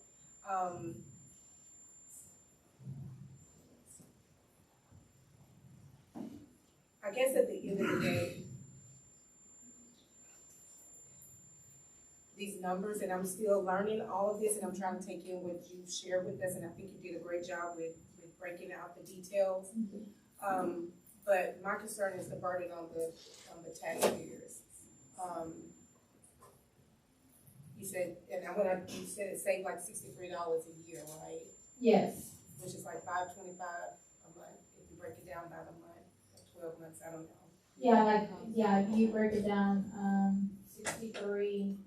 That's just based on that $125,000. Right. Oh, that's on the 125,000 home, right? The 250,000. That's the 125, but I can go back to the 250. No, you don't have to go back. I just wanted to. I'm still thinking on it. Yeah, so if you break down the 63 divided by 12, it's like $5. $5.25. I can tell you for me, the bond thing or the certificate obligation is a big deal for me. As much as I don't want it, I understand the need for it, and that's why it's in here. Because we are behind on a couple of things that are major, and they're major dollars, and the only way you can get that is this certificate of obligation. Trust me, I don't like raising anybody's taxes. That's why I'm going and asking and saying, how much are we paying less than we did last year versus? So if you look at it, we're not it is more than the no new revenue rate, but you see the proposed tax rate and then the prior year rate, it decreased. Okay. It decreased. So it did not increase. That is correct. Want to make sure that's. Not from prior year tax rate. No. Only from the no new revenue tax rate. The only way that there is decreasing, or that it's increasing, is the property tax has gone up. Yes. And we're just telling, we're reducing down to take a little bit less of the pie, but we still get an increase on the city, Yeah, I understand that. so. You know, I think the biggest thing, we have a lot of new houses built, a lot of new businesses that help take on some of this. So I guess that's probably why we're at the 66.03 or whatever it is, or 07. I know that it's minimal. Right, if we went from where you guys are proposing to the new tax rate, it's like $63 a year on a $250,000 home, is that right? Yes, sir. Okay. And on 125, I did the two of them. Yeah. My thought process is that what if we went down another penny, but at that point you're looking at like $12 a year on tax. Well, it depends on the value itself. Of It's value of very the house. running Yeah, down. the value of the home. Yeah. I have a question for you. Yes, ma'am. On the resolution, it breaks it out from the total rate. The M&O and the and the INS. INS. So for that proposed rate, what is the breakdown? It's over here.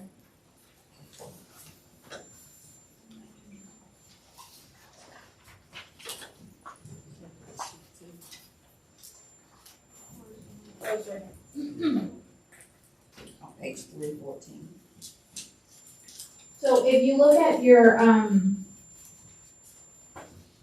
file that I gave you, this one, yes.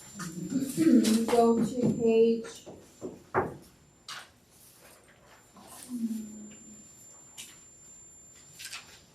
Page 5 at the bottom.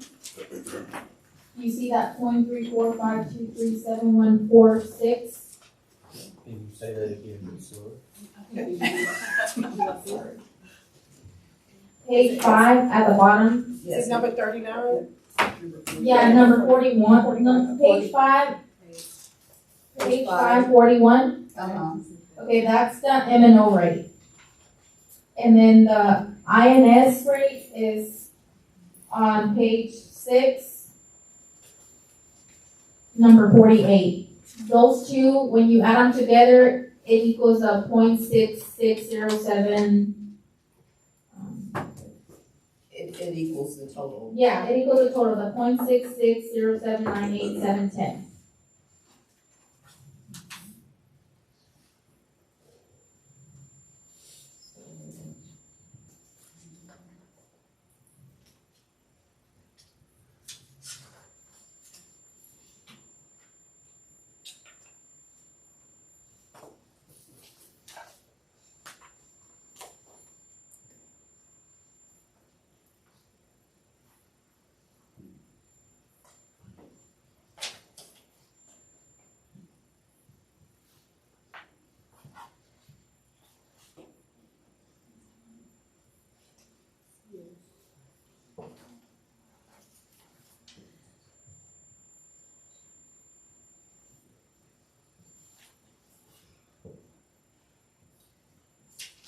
So I move that we approve resolution number R 2023-68, a resolution by the City Council of Dayton, Texas, a home rule municipality existing under the law of the state of Texas, approving the proposed fiscal year 2023-2024 tax rate.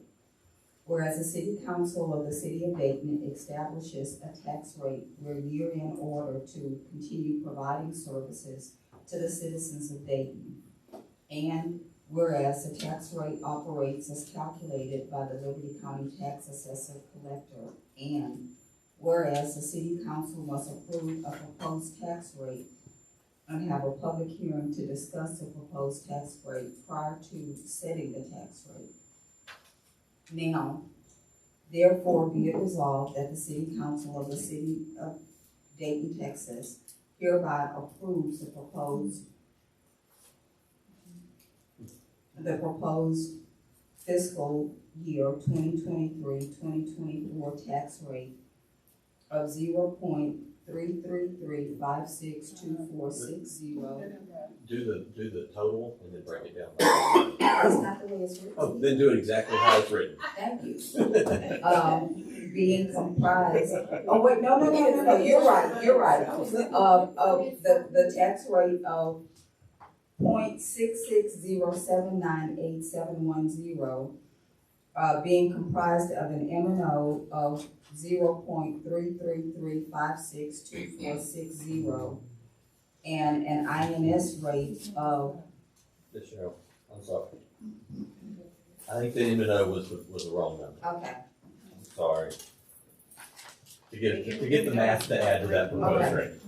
The M&O of 0.34523746 and an INS rate of 0.31556154.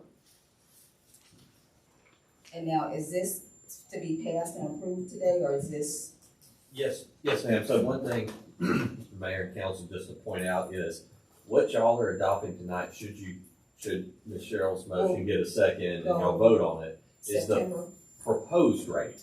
So this is the most that you could tax. Yes. So y'all would adopt this proposed rate, that would go in the newspaper, it would be in all of our notices on the website as the proposed rate.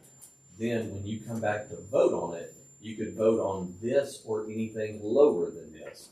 If you adopt a proposed rate lower than this, you could never go higher than that. It's kind of like when we did the CO with the 10 million cut down.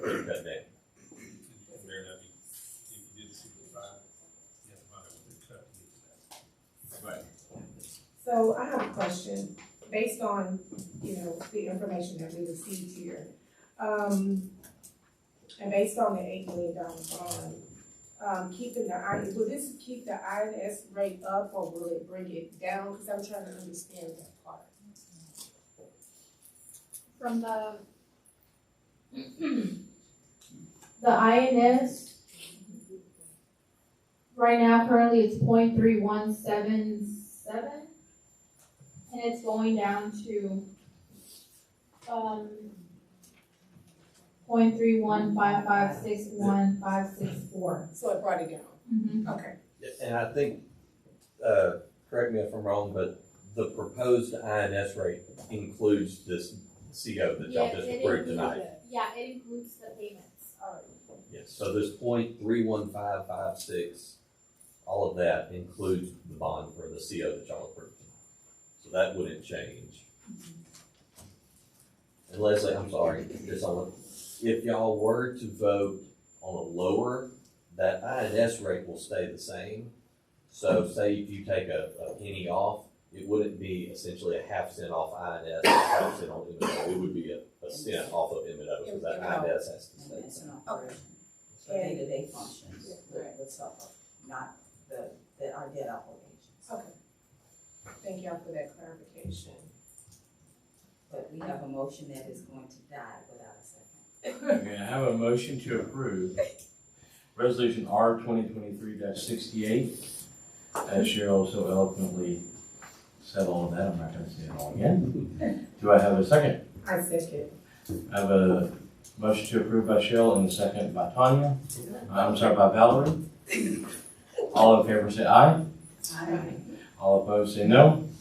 Item J passes. Item K, consider with possible action on resolution R 2023-69 to set a public hearing on the 2023 tax rate that we just approved. Yes, and the proposed date is Monday, September 18th at 6 p.m. at the council chambers. What was the date again, sorry? September 18th, Monday, September 18th. What were you going to say, Bernie? I was going to say, you just approved a proposed tax rate, so the hearing would be on for the final tax rate. So you're not having the hearing after you adopt it. Right. I have, can I get a motion to approve?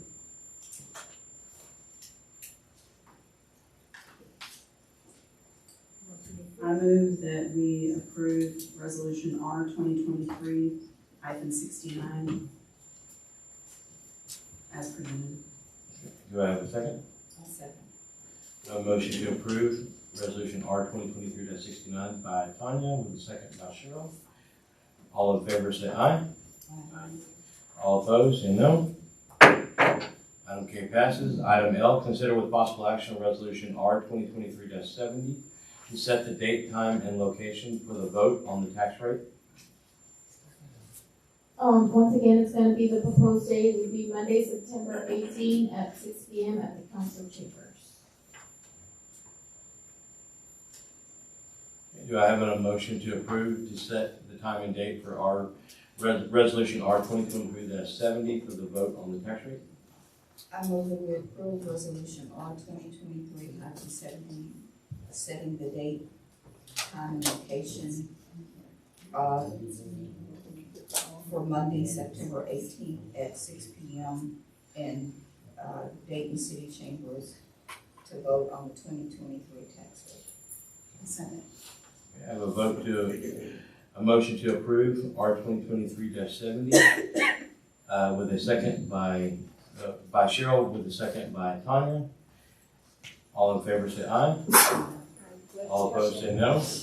Item L passes. Item M, consider with possible action on ordinance number O 2023-18, updating the fiber fee schedule.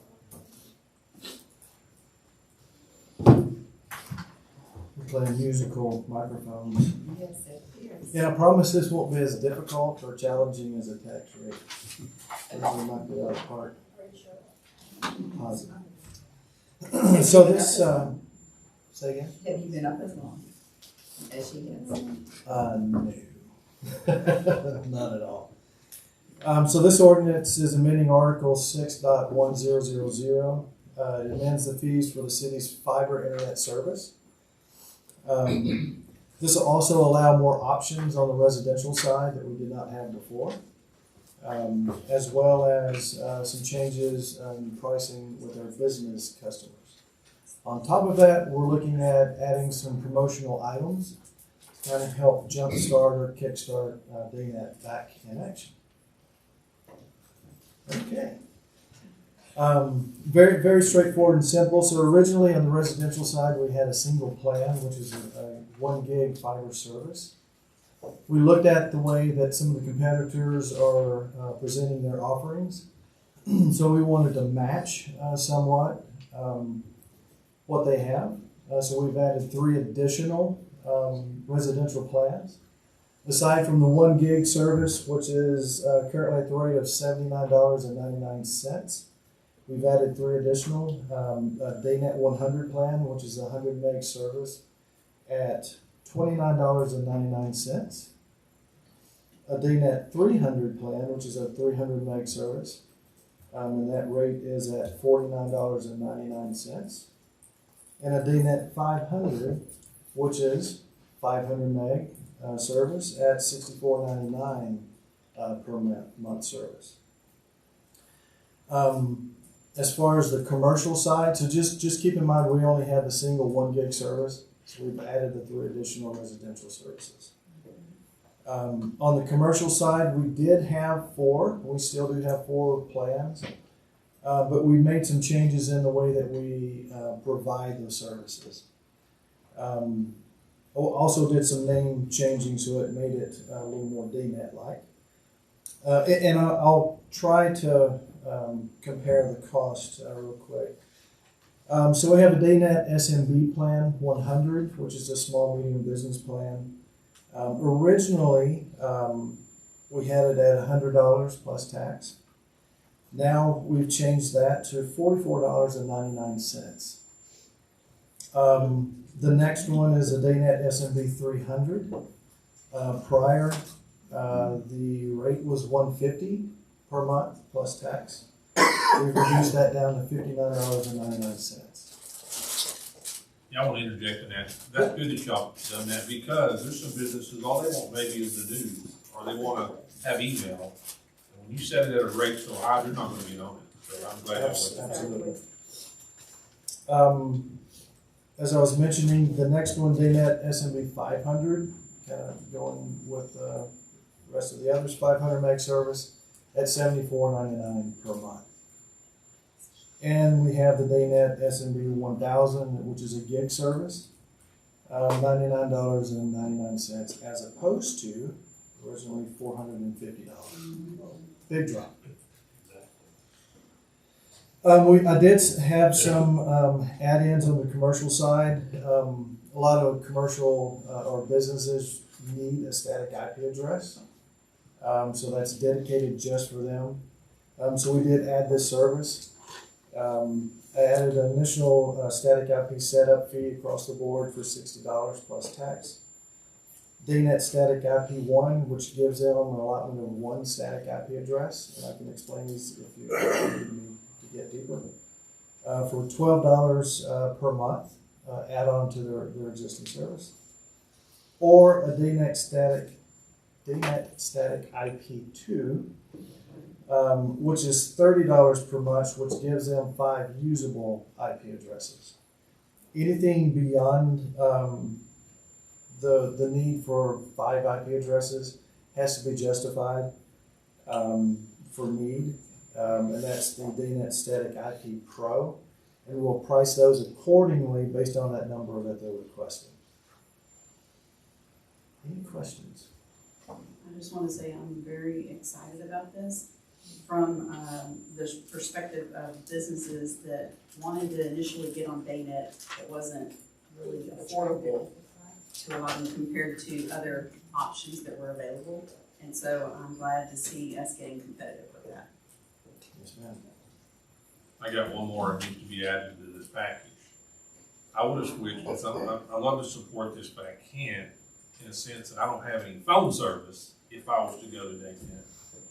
They need to figure out a way of having phone service. Right now, I have to use one of the other competitors because they do offer it. It's a digital phone. It goes out, okay, but it's, I don't know, basically almost free. I don't know what they do different than what we could do when it comes to maybe the modem, but we got to look at doing something for phone. There's FCC requirements and Public Utility Commission requirements that we don't meet, so we'll have to get up to that level. We're not there yet.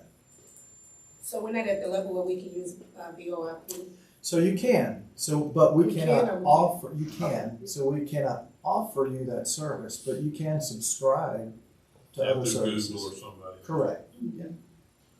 I would say that one of the issues that we're going to run into is about, 2 or 3 years ago, one of the competitors came in and pretty much slashed all of the mobile costs for everything, offered a package that basically tied in their internet to their mobile phone. And so if they get rid of the internet to go to Daynet, then that competitor will automatically drop their cell phones to lose them. Okay, well, another thing, I was looking at one of the advertisements for, this is probably more for Kimberly, one of the big subdivisions that we helped a lot was not advertising Daynet. They were advertising competitors, so I hope that they would someone reach out to them guys to make sure.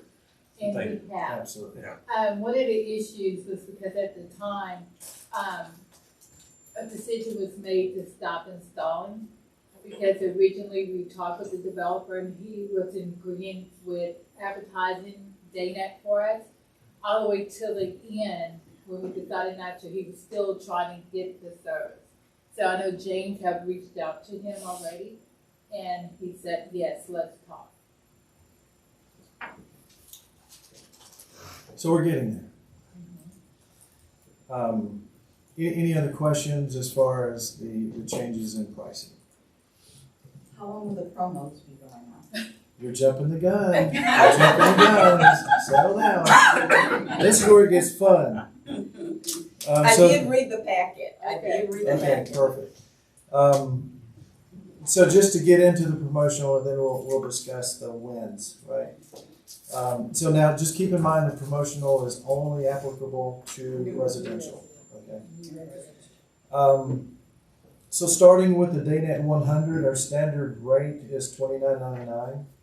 That one does not get reduced. However, what we are doing is we're waiving the installation as well as the deposit. Okay. The DNet 300 typically is $49.99.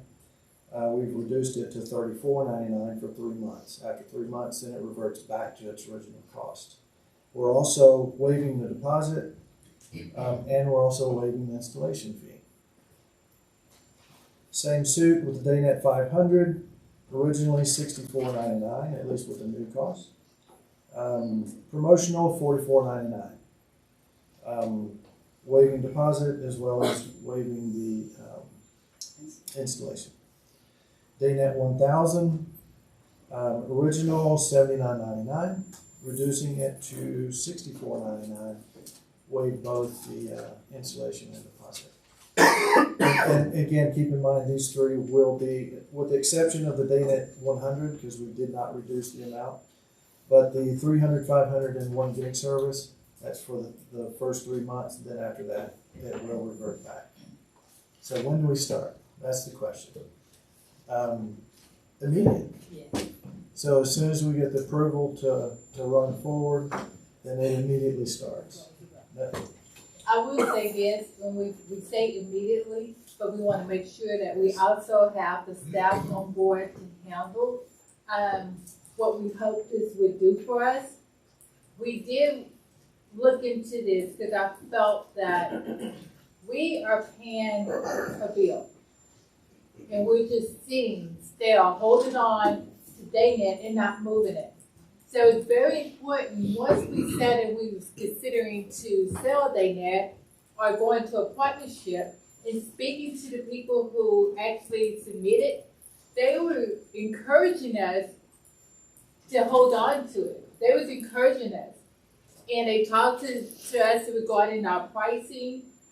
We got information regarding different pricing and promotional material. We sat down as a group and we started thinking about this. And one of the great things in talking to some of the people that applied, they gave us information like, say, if you get X amount of customers, it's going to make you, within so many years, start paying your debt itself. So they were very helpful. So we were encouraged to go and take a look at this and see what can we do to reach our target where we're able to have Daynet pay for itself. I appreciate the fact that we didn't sell this thing off. I've said from day one, we need to make something off of it. But I do want to get our understanding on these rates. So the reduced rate is good for only 90 days? Correct. Yes, ma'am. So if you sweeten the pie, and people would, probably jump on it because when I sign up for a service, I get a 12-month, commitment. And I'm not saying, because I don't know the numbers, I haven't played with the numbers. However, someone that I was looking for a deal, and I'm sure most taxpayers are people who would be interested in this, it would probably be more attractive to have at least 6 months at the reduced rate. I would think that you could bring more people on if we look at a longer period. And then, of course, I haven't played with the numbers and I don't know all that goes into it. I know you have to pay the bill, but you probably want to sweeten the deal just a little bit. I guess the question would be, why did we choose 3 months instead of 12? Well, so keep in mind that, that's a good question, and that's a very, very fair point. So just keep in mind that we do not have a contract, unlike others do. So if you can compare the big guys, they do throw it in where they make it look like there's not a contract, but truly there is, based upon the price reductions that you get. And then once you hit, for example, 24 months, then you start paying equipment fees. We're not asking people to pay for equipment fees. Then you jump up to the next rate or the rate that it should have been contracted at, right? So we're not doing that. So that's one of the big ways that we do help kind of offset that. So the extension of, so keep in mind we're waiving $75 up front for installation. We're waiving the deposit amount as well. What is the deposit amount? Well, so initially, when we had just a single plan, it was equal to a month's service, which is $79.99. Truth be told, that number does not remotely come close to the cost of the actual equipment. So it was just kind of a tickler, like, hey, just remind you if you do decide to leave, then we're at least going to recoup some of that. But the lower the rates, it doesn't make sense to reduce it to an equal deposit. So it would still be equated at the same $79.99. Okay, I have a question. This would only be for the people that have the installation already in their area, or are we looking at expanding the installation? So phase 1 was complete. Phase 2, I don't know what the date, the original date of expansion beyond that was. I think that's something that we'd have to look at and identify what we have fund-wise that's remaining. So I can't really tell you that.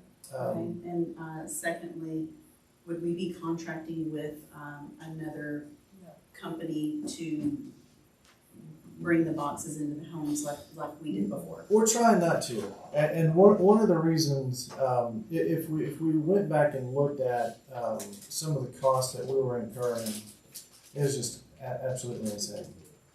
So that's one of the reasons why we elected to bring in additional staff so that we can have our own people do that installation. How many staff are you looking initially at bringing in for this? Initially 2. As we ramp up and get more and more, I'm hoping we get absolutely overrun so that we can add the staff as necessary. And the staff of 2 can handle the capacity of how many? That's a great question. Yeah, that's a great question. So, I mean, typically if you look at someone using, a regular vibrating plow and pulling in fiber, if they're really good, depends if it's a short run, you could probably 2, maybe 3 a day by yourself. And then, of course, the longer runs, it's going to take a little bit longer. And it's all about having the right equipment as well. So we will be purchasing equipment to help with the technician to get this installed. It's not very expensive equipment, but it's idea that it's something that is needed too. And based on keeping this, do we have an idea of how long it would take us to, pay for what's been invested? I know it's gonna be a long time, but I'm just asking how you guys look at that. So, just remember it was a 20-year bond, if I'm not mistaken. Okay. And the first 2 years, we literally have barely even scratched. Right. So it's completely going to depend upon the number that we have, and now that we've added the additional plans, it's going to depend on how many of which level, and that's going to be very difficult to give you a number. Our target was about 1,000 at the 1 gig rate. That we could start at least hitting the number where we're more comfortable as far as making the bond payment, etc. But that was at the 1 gig rate. If I would think that we'd have a fairly decent take rate on the lower plans, and that's going to skew how much longer or change how much longer that we're going to. Right now we got 0 on the lower plan. Hey, if I get a dime out of a dollar, it should be paying a whole dollar, right? And that's what I was gonna say, right now regardless, we still have to make this payment. Yep. So anyone that we have connected that can help contribute to this payment is worthwhile doing so. Actually, we looked at it was 1,300 signups. We hopefully to get those in 2 to 3 years based on the information that was provided to us regarding the people who've been doing it for a long time. That was submitting proposals. Because once council made the decision in supporting staff on rejecting our bids, we did sit down and speak with them to see what we can do as a partner with them. And they opened and shared a lot of information with us. So about 1,300 folks is what we need in order for it to start paying its bill.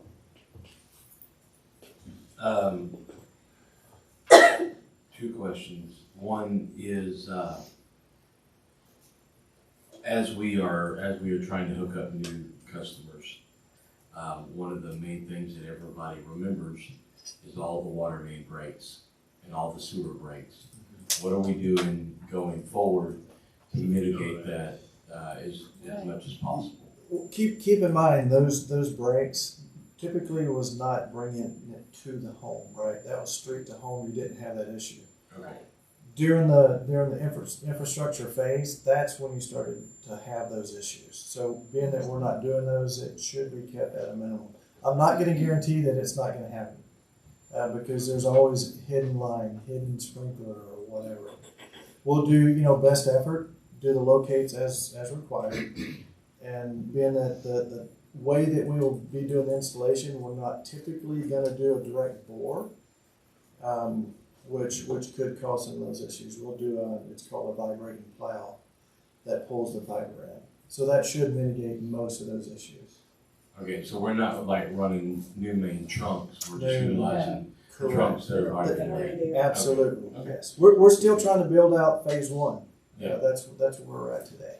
And the equipment that you were saying that we would possibly need, the budget for that, is that still coming out of the original fiber budget? That is correct. Okay.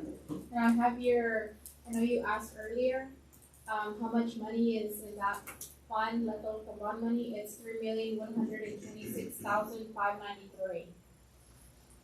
So 3.1. Yeah, 3.1. Okay.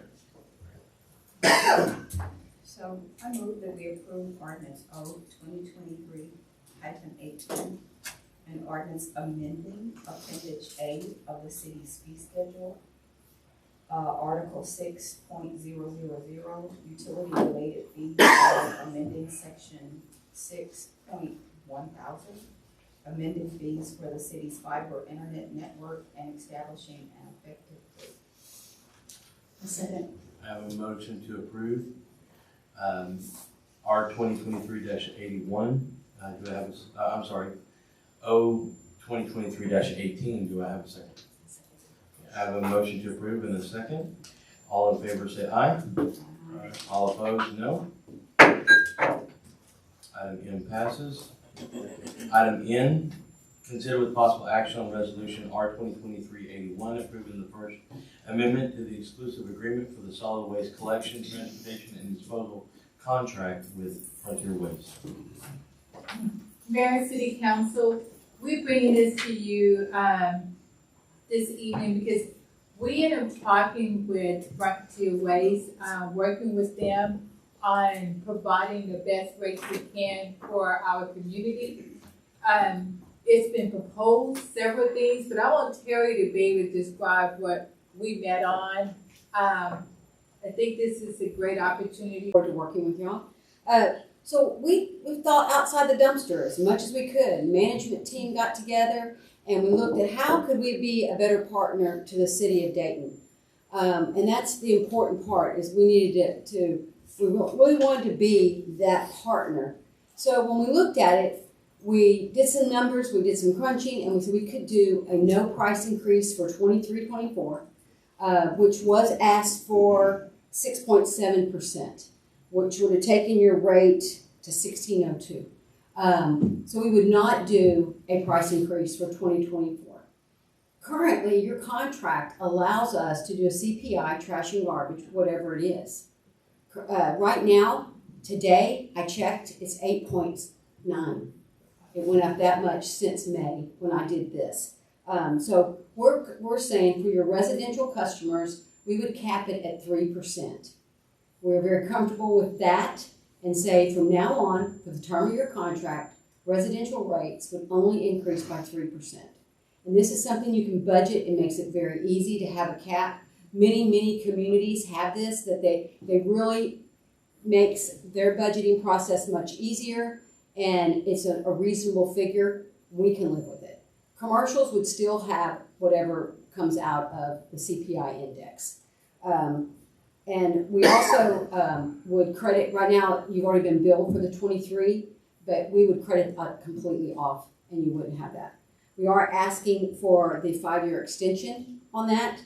But that, again, that cap would go out for the entire term.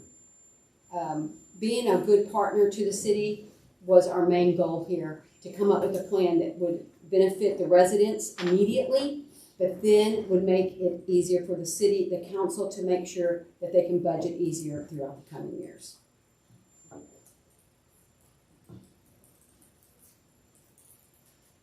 And Yes, ma'am. I just have a question. Is twice a week collection just a thing of the past now? No, we have cities that have that service currently, and there is a cost to it. The trucks are here twice. The disposal about the same, pretty much, but the labor cost and the trucks, that is where it's significant, where you're having that for twice. So a lot of cities have gone away from it.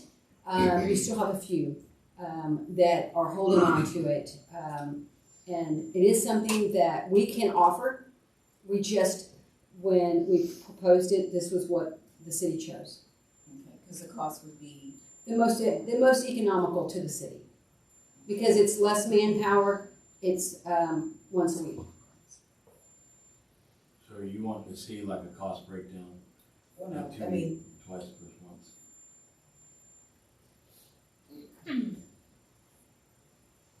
just approximate. I think you could be very well looking at over $21. I think that if I'd have to really get the whole performa out, and we will do that if that's what y'all would like. I'd be more than happy to go through that process.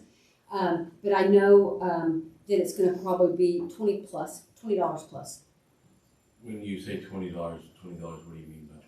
So the residential rate would go up to $20. So per person? Yes, Per sir. house. Per house.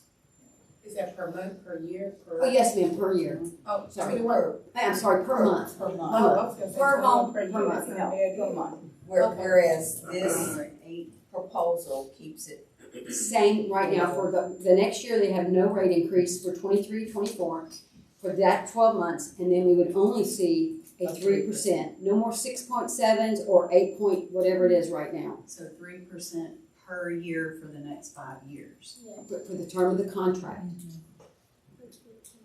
For the term of the contract. With a minimum of 5-year term. Right now, that would be what your contract ends in July 25. of next year. And we've asked for the 5-year extension to go ahead and be put into effect. Since we feel like we're doing as much as we can for you, and we're asking for that in return. Mr. Mayor, if I may, I was just gonna point out for you guys what exactly you would be voting on if y'all do this tonight, what that difference would be from the original contract, if that helps. If y'all might be here. So the original contract goes through June 30th of 2025, and it has in it, you can extend it for an additional 5 years at the same terms at council's request, which is what they're asking to do. Right. With some modifications. Under our current contract, the Frontier is able to increase their rate based on CPI for garbage every year, whatever that is. As Ms. Terry said, it could be 6%, it could be 8%, it could be 1%. It's never going to go down under the contract, right? It would never go down anyway, right? It's not going to be inflation. But so the big key is, if y'all voted to do this tonight, is you are extending that contract for 5 more years, so 5 additional years. So that would take it through June 30th, 2030, would be our new end of contract.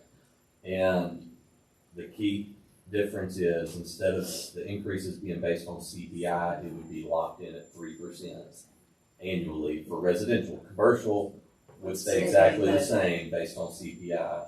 And that is billed directly by Frontier, and we get a percentage of that as a franchise fee. Yes, we Correct. do. Every month we deliver a check. And then the only other thing is, for this year, they're waiving that increase. So there would be no extra fee for this current year. I just wanted to point out those, as I read through the contract and through the amendment, those are the differences if y'all choose to go this direction.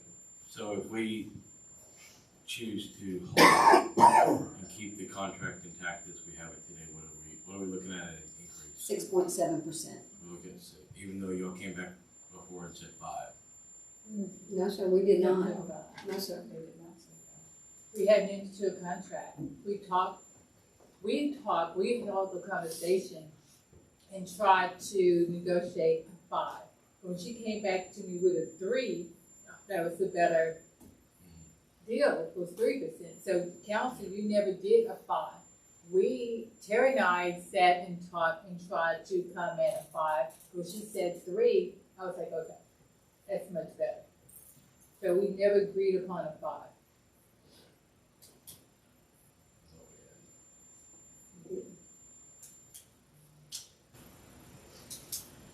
All right. Do we have a motion to approve R 2023-81 as written? With a 5-year extension contract, 3% increase per year for the next 5 years, absolved in the current contract.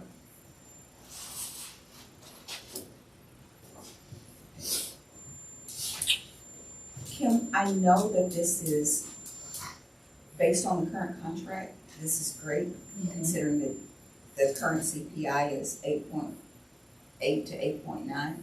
Yeah. Have you all looked at other, and is this the best that? Right now, since we're in a contract, we have not. We have explored to see if any other was close to the area, and there is not any. I found out that a previous waste management company is not operating within this area anymore. I make a motion that we approve resolution R 2023-81, approving the first amendment to the exclusive agreement for the solid waste collection, transportation, and disposal contract for Frontier Waste. I'll second. Okay. I have a motion to approve by Cheryl with a second by Tanya. Valerie? I'm sorry, by Valerie. I'm sorry. With a second by Valerie. All in favor say aye. Aye. All opposed say no. No. Motion fails. No. Or doesn't. No, that's pretty much. Oh, it's, okay, I'm sorry, I didn't hear the other side of it. Maybe I'm doing good. Okay, motion passes. Item O, consider with possible action on ordinance. Thank you. Partner with about 20 to 30 other cities that are Entergy served cities that in trying to work with this group on getting better rates for our customers. As a city, we have the ability to object to some rate increases and various things that they would do. And instead of each city hiring their own lawyer to go and try to fight this battle themselves, this group of cities has gotten together and formed essentially a cooperative to fight against these rate increases. In this particular, in that law firm is called the Lawton Law Firm that is representing this group. And they get paid out of whatever is saved through Entergy. Essentially, when it settles, they get paid out of that money. It's my understanding we've never written a check to them at all. It goes out, they get funded out of the proceeds. And so in this particular instance, Entergy wanted to carry forward a under recovery balance of about $103 million. The Lawton Law Firm said, hey, I think that's too much. And they negotiated it down to $99.6 million. So essentially saving $4 million in this money that everybody would be having to pay back, all of the customers. The firm recommended approval of this settlement. Again, this is the same one that's, I think it's in the packet, it has the list of all the cities that are a part of it. But I would recommend approval just because I don't think we're going to we aren't going to be able to go to Entergy and fight for a better deal than whatever we get through this. Would Entergy like to come forward and fight for this now? I'm just kidding. I move we approve ordinance R 2023-15, an ordinance by the city of Dayton, Texas, authorizing the settlement of the proposed fuel Reconciliation of Entergy Texas, Inc., finding that the meeting complies with the Open Meetings Act, making other findings and provisions related to the subject, and declaring an effective date. I have a motion to approve ordinance O 2023-15. Do I have a second? Second. I have a motion to approve by Cheryl and a second by Tanya. All in favor say aye. Aye. All opposed? Item P, consider with possible action regarding the Board of Adjustment. Back when we adopted a unified development code 4 years ago, whenever that was, one of the steps in that, or one of the entities that was created by that, is a Board of Adjustment. I know you know that we have a Planning and Zoning Commission. That's when somebody wants to come in and they have their plats and they're wanting to, get special things approved through their plats. They go to P&Z, and then that comes to you guys. Or if they're wanting to change their zone change from residential to commercial or whatever, that goes to Planning and Zoning, and then it goes to the City Council. The Board of Adjustment, what they handle is variances. So if somebody were to come in and say, our UDC requires for this commercial site that it be impervious structure, crushed concrete, or that it have certain requirements for the site, and they think that it should be able to be different. Or if the lot requires a variance, right, because they say, I want to be able to put a house or an accessory structure and the setbacks are too big, I want to have a smaller setback, then that would be a variance that they were requesting. Well, the entity that has to approve that is the Board of Adjustment. Well, we've never appointed a Board of Adjustment, and believe it or not, over the course of the last 4 or 5 years, we haven't had to have one, which is shocking. So now then, we're to the point where we have a request, and we don't have the entity or the board to be able to vote on that. One thing to note is a Board of Adjustment, if they're appealed, right, if Planning and Zoning votes one way, and so, I mean, realistically, there's nothing that says they have to live in the city limits, but I would encourage you to, as you make your selection, select folks that do live in the city limits, because it is making decisions that's, more zoning related for folks that would apply to people in the city itself. Obviously we have 6 of y'all, so that's a decision you have to make. If you want to each appoint somebody, we have an even number, which could eventually cause a problem if you have a tie. I've been kind of thinking, how would we do, if y'all went this way, how would we appoint the 7th person? I don't really know the best way to do that. So I'm going to throw it out there. What do you guys think as far as a means to appoint these folks? How do y'all want to handle this? So workshop, essentially. I like the idea of each of us appointing one, and maybe having the city manager appoint one as well, and have an odd number. Okay. Do any other ideas or thoughts? Are you good with having 7?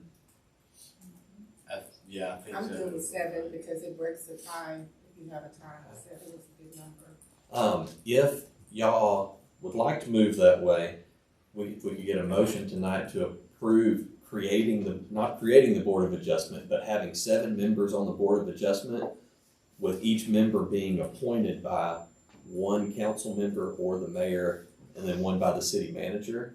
That way, because it does say in the statute that we have to set out that process, so then by y'all voting on that tonight, we would have that done, and then over the course of the next few weeks, y'all go shake the bushes, see who you can find to convince to be on the Board of Adjustment, and maybe when we come back at our next meeting, we could vote to approve all of those folks. That way we could get that body in place moving forward. Once we get the initial 7 in, obviously, is this going to be a new 7 every 2 years? Yes, sir. Every 2 years they would have to be reappointed or replaced. Okay. Yes, sir. I suppose I just didn't realize when we set this up that they were an independent. Yes, ma'am. Because the council and the mayor are elected, but we are now going to set up a group of people who are independent And that's really shed some light to you for that. This is, state law. Whenever you adopt zoning, this is the process in which you have to go. Keep in mind that these individuals, the Board of Adjustment, can actually be taken to court. Yeah, that's So, another thing that I yeah. don't like, But that this they is- are appointed, they're independent, but the city can be held liable. for their- 100%. Yes. 100%. And you cannot appoint yourselves. I should have said that, because that was one thing we had talked about was, well, maybe we just get council to serve. But under Texas law, you can't appoint yourself to something unless the law specifically says you can. Type A general law cities can make their council the Board of Adjustment, but that's the only one, is a type A, which we're home rule. I don't know what type. Bill, I've gone to court twice. We survived. Well, and kind of to that point, we're when did we create the UDC? When did we adopt that? 2019. So we are 4 years into it, and we've had our first request to have to even start. What are they suing for? The right to change whatever the board decided? Yes, sir. And that's eligible for what type of court? District court. So they would sue you in district court. Yes, sir. So I want my accessory structure 2 feet from the setback, not 5 feet, or whatever, the case may be. Then they could sue in district court if they didn't like that ruling. So we need to choose wisely. That's right. That's right. No pressure.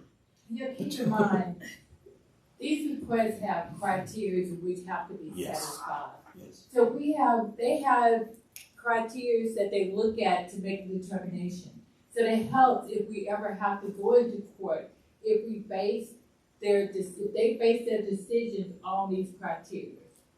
Thank you, Kimberly. So again, we need to choose wisely. Yes, you do. Because there is, also in state law, in Texas law, it has what the criteria is that they can have to look at when making their decision. They can't just, I like this person, so we're going to approve theirs. I don't like them, so I'm not going to approve theirs. We need to So choose. can we see the criteria before? It's very laid lengthy. out in. It's, is it financial related? Is that the only reason they can't do it? Is it, we can get you, we'll send that to all y'all before you make your decisions.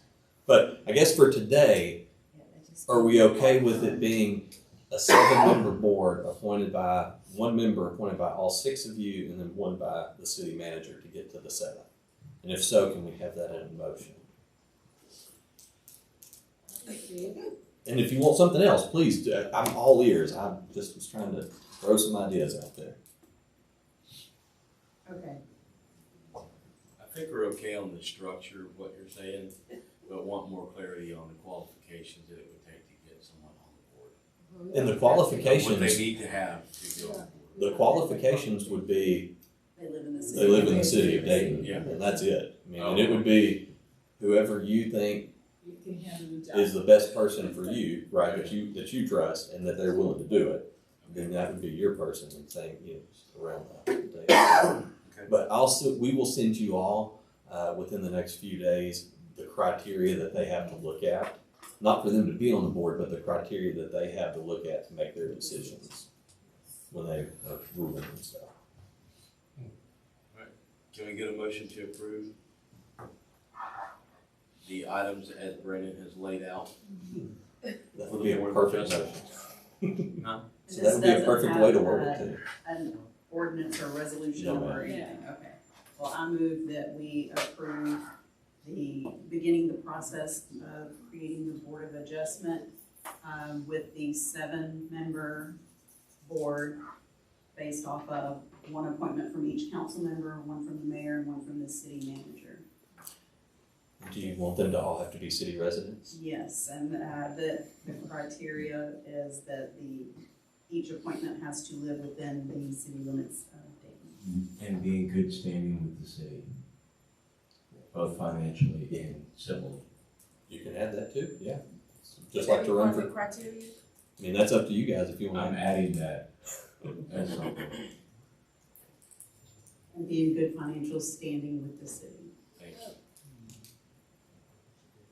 All right, I have a motion to approve. Do I have a second? I'll second it. Okay, we have a motion to approve by Tanya and a second by John. All in favor say aye. Aye. All opposed say no. Item passes. Thank you, guys. City council meeting to do hereby convene a executive session for the city of Dayton City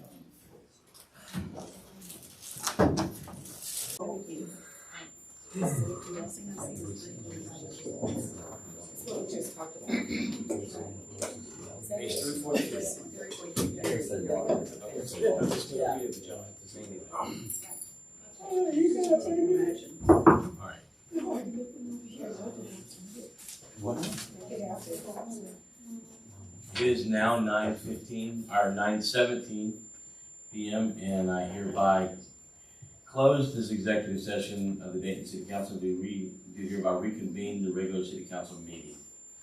If we can go back to item A.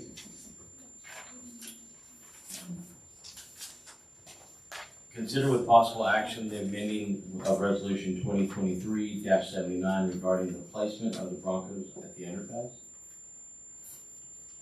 Does anybody have any questions regarding that?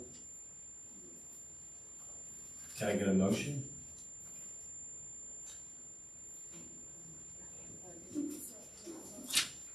Item A, first one. The Bronco placement. A. Which one is it? A. Okay. I need a motion. An action item. I make the motion that, that we consider with possible action the amended resolution R 2023-79 regarding the placement of the Broncos at the underpass. Do I have a second? Second. Okay, I have a motion to approve amending the resolution to R 2023-79 by Valerie with a second by Tanya. All in favor say aye. Aye. All opposed? Resolution's passed. Congratulations, Mayor. Thank y'all so much. We're gonna get that done as soon as possible. Thank We'll be looking forward to it. Okay, last item is consider with possible action regarding real estate as discussed in the executive session, and I don't think that there's any action on this tonight. And if there's not, then I hereby motion that we adjourn. I got a first, and everybody clappers in for the second. We are adjourned.